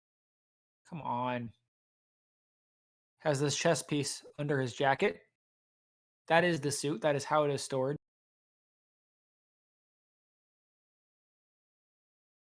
And about here, oh, we also see Hulk refuse to turn.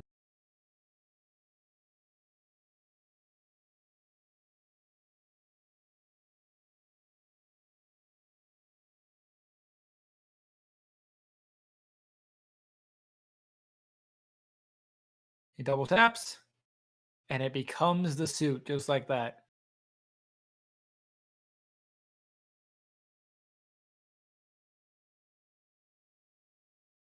All right, here I want to show you this.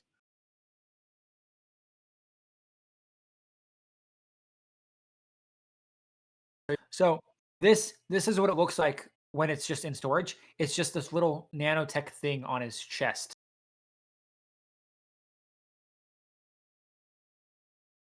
Nope, it's not even full chest plate. It's just that little. And when he double taps it,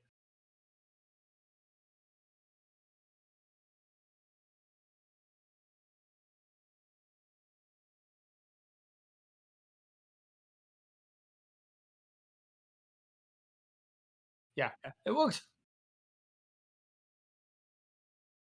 All right. Anyways,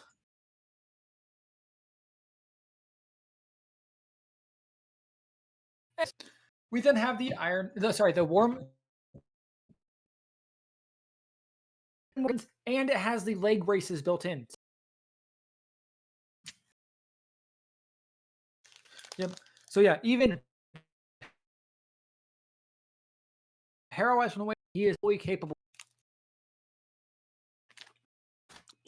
Testing, testing. 1, 2, 3.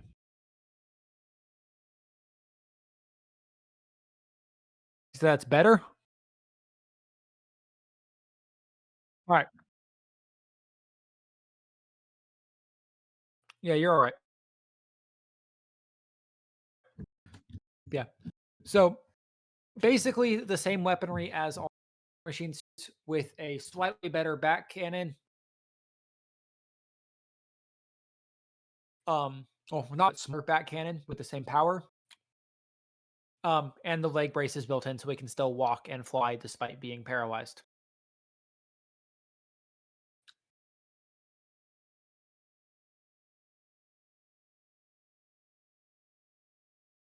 That is a drone. That is a drone. I don't like it being included in this because that is a bit of Wakandan tech. That's not actually part of the suit. That is an that is an unrelated thing from Wakanda.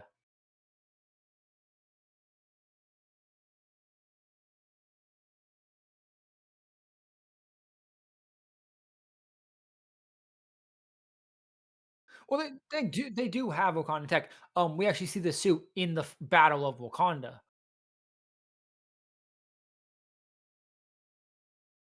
Yeah, Thanos is in Wakanda trying to get the mind.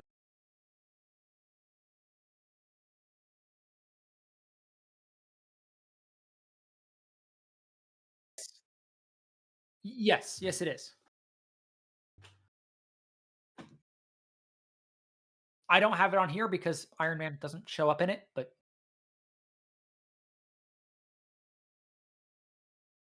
if it was a Marvel movie made between 2008 and now, it's part of the MCU,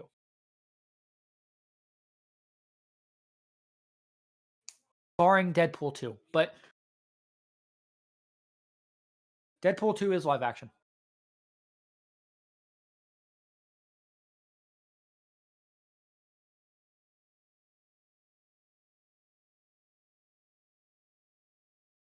Debatable, actually, with all the multiverse stuff they're doing. For our purposes, though, you're right.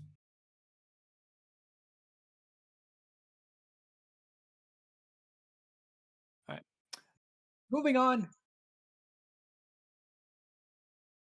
Oh, at the end of Infinity War, Thanos wins. He snaps away half the population. Included in this is Peter Parker. Yes, Nope, Rhodey's still here. Rhodey sticks around.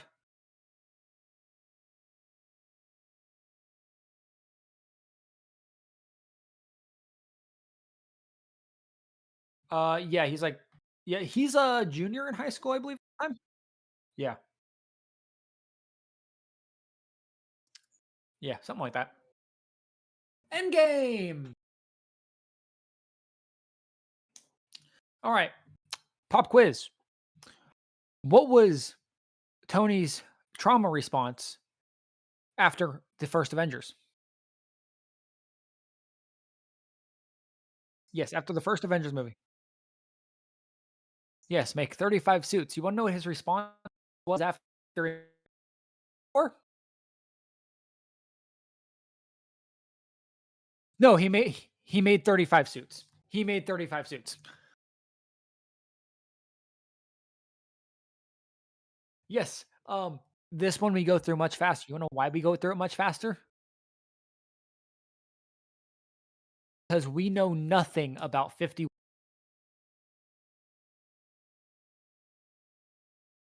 We know absolutely nothing about 51 through 84. Yep, no. We no, we don't even see them. We go straight from the mark 50 to the 85.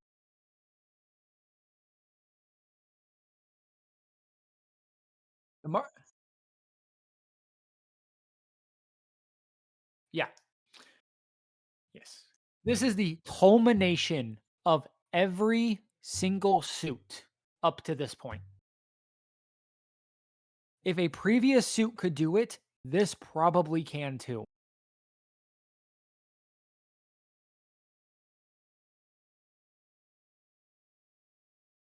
Yes. It is nanotech, but it is set up to produce certain parts as solid pieces, like the chest plate or parts of the arms or the helmet to increase protection.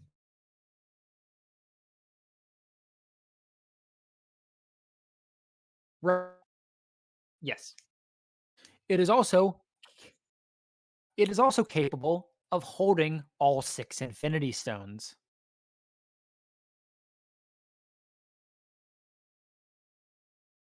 For most situations, yes, it is way too much power. That's really gotten into in Guardians of the Galaxy, where it's a massive deal that a human held 1 infinity stone. Guardians of the Galaxy is awesome. Guardians of the Galaxy is awesome. Party. I'm down for a watch party. I'm down for a watch party. Yeah. Oh, um, also introduced nanite spray. He can heal.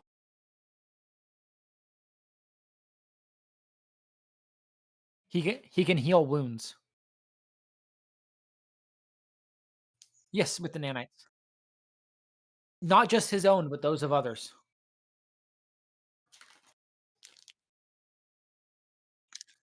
Yeah.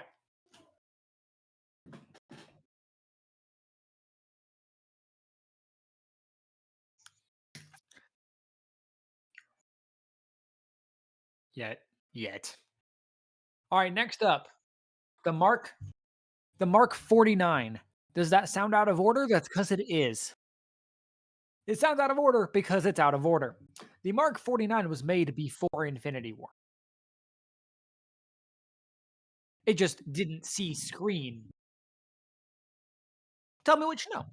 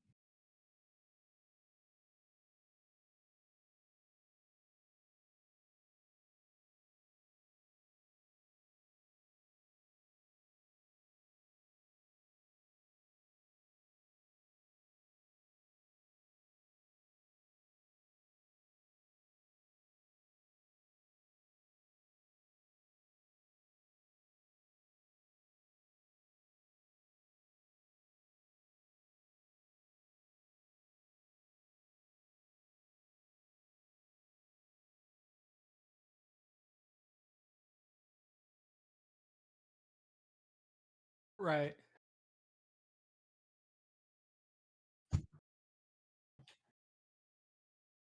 Yes, you would actually be correct. The rescue suit was designed for speed, maneuverability, user friendliness, and natural disaster rescue. It is not nano. Well, actually, okay, that's not. It is unclear whether it's nanotech. Most sources say it's not because it was made before 50, but it is entirely possible that there was some tinkering done over that 5 year gap.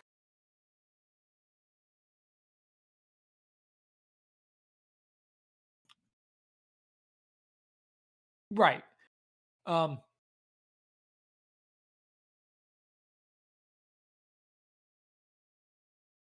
Right. Right. Yeah. Once he perfected nanotech, I would not be surprised if he added it into the rescue.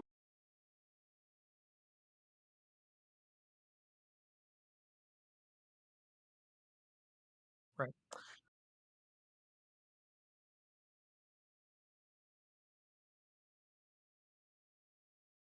Well, let me put it this way: if you are wearing hard steel armor, you'd probably want it to at least still to your body rather than pressing down on this thing that sticks out.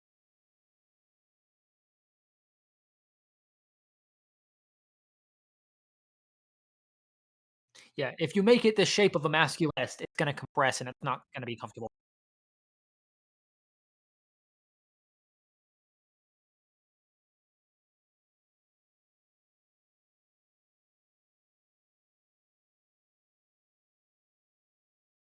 Right. Right.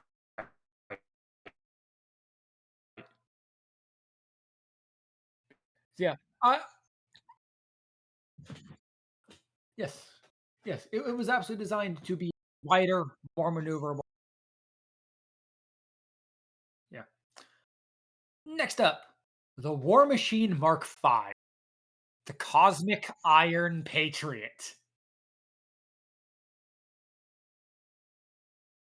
Now, you know what's really interesting about this?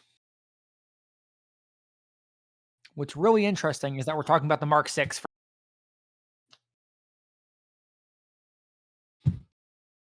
And there's a reason for that.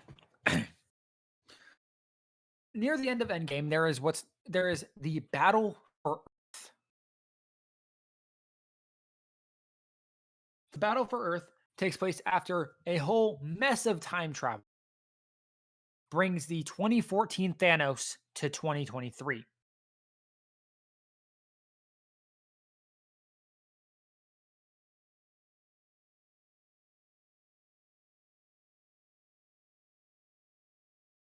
He does not have the Infinity Stones, but Stark has them and he's fighting for them. During this battle, the start of it, Rhodey is using the Mark VI. Over the course of the battle, he is trapped in rubble. The Mark VI and a couple of his allies find the Mark V, arguably the most weaponized war machine. Because, I mean, just look at it. Just look at this thing. This thing is. I don't want to make that model. I really don't want to. I don't. I really don't want to make that model.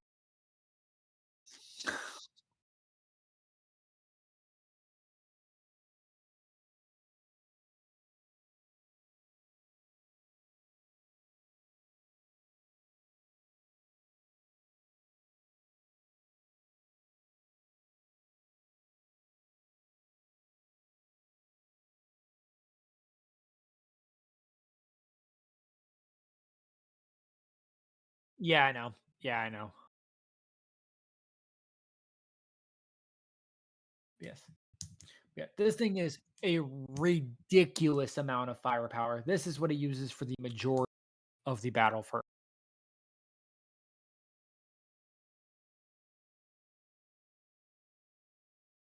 that. And he was already in the Mark VI because the Mark VI has the time heist suit built into it.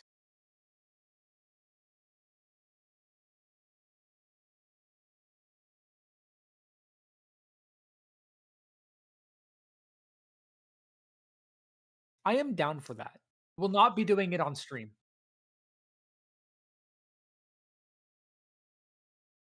That's like a crime. That's like a crime. Um, be down for an MCU watch. That'd be awesome.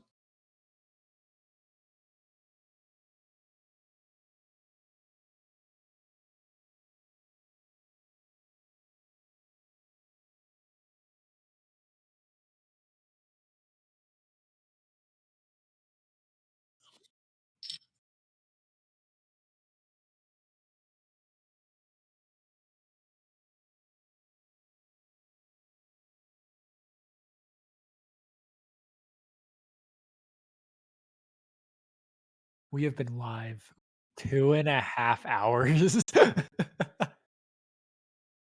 We've been live for I know. No, you wanna know what's really interesting about that? That's the end of the slideshow.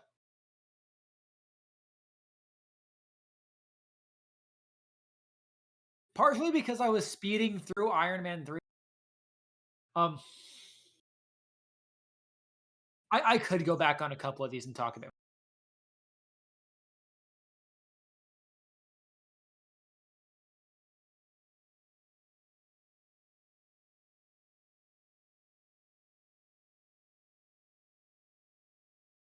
I'm find one.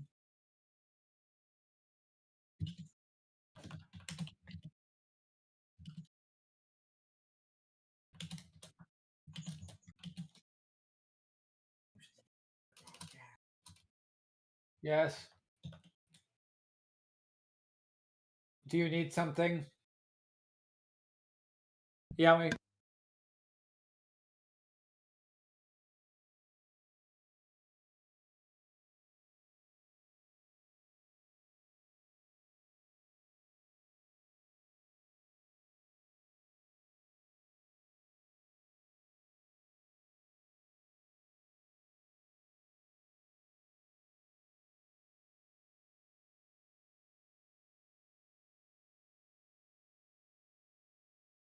these also aren't based on MC Arctic in the MCU.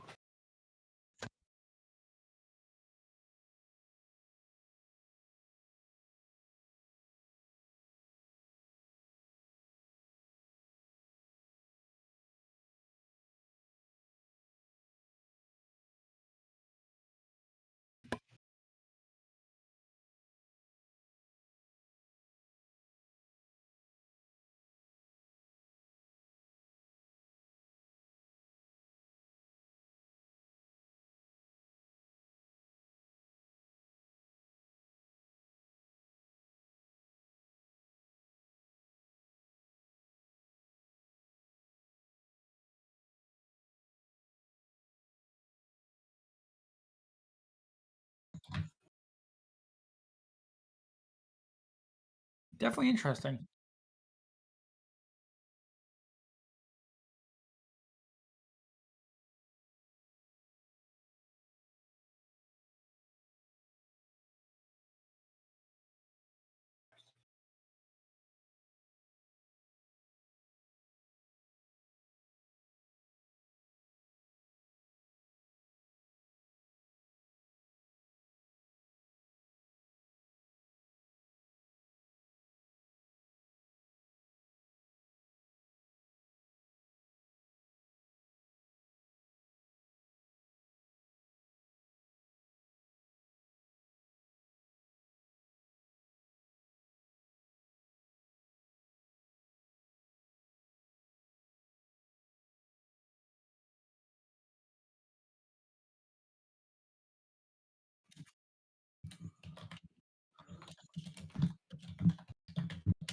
I'm reporting them.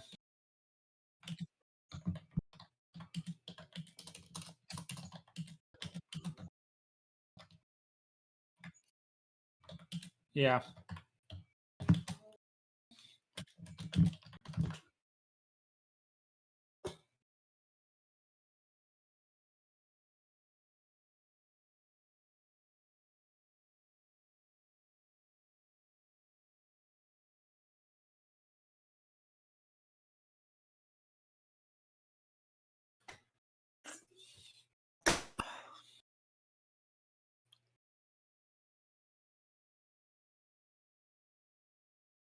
You click their name, click on the little three dots, and then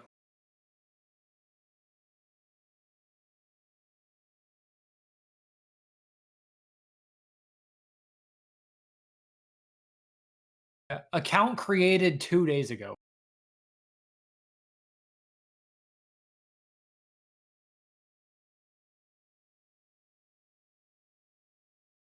Yeah, I reported the bots.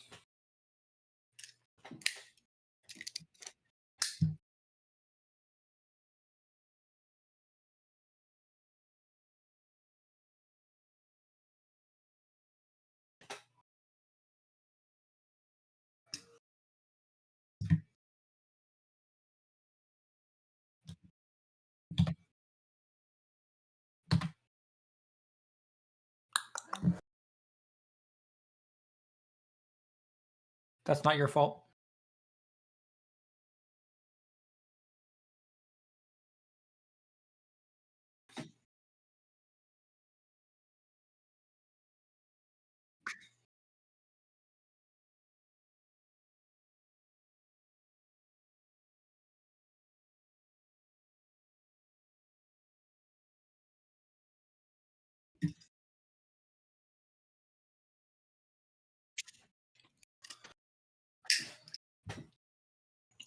All right. I'm gonna end my end of this. I'm gonna head out, guys. Thank you for sticking around. If you watched the whole thing, if I got anything wrong, please comment and tell me. I will give Jupiter all my links. I will give Jupiter all my links so they can put me in the description or whatever.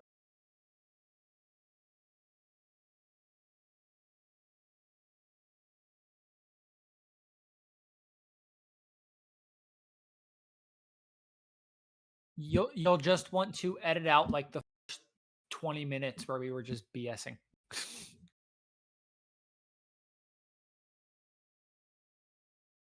All right. I am ending my end.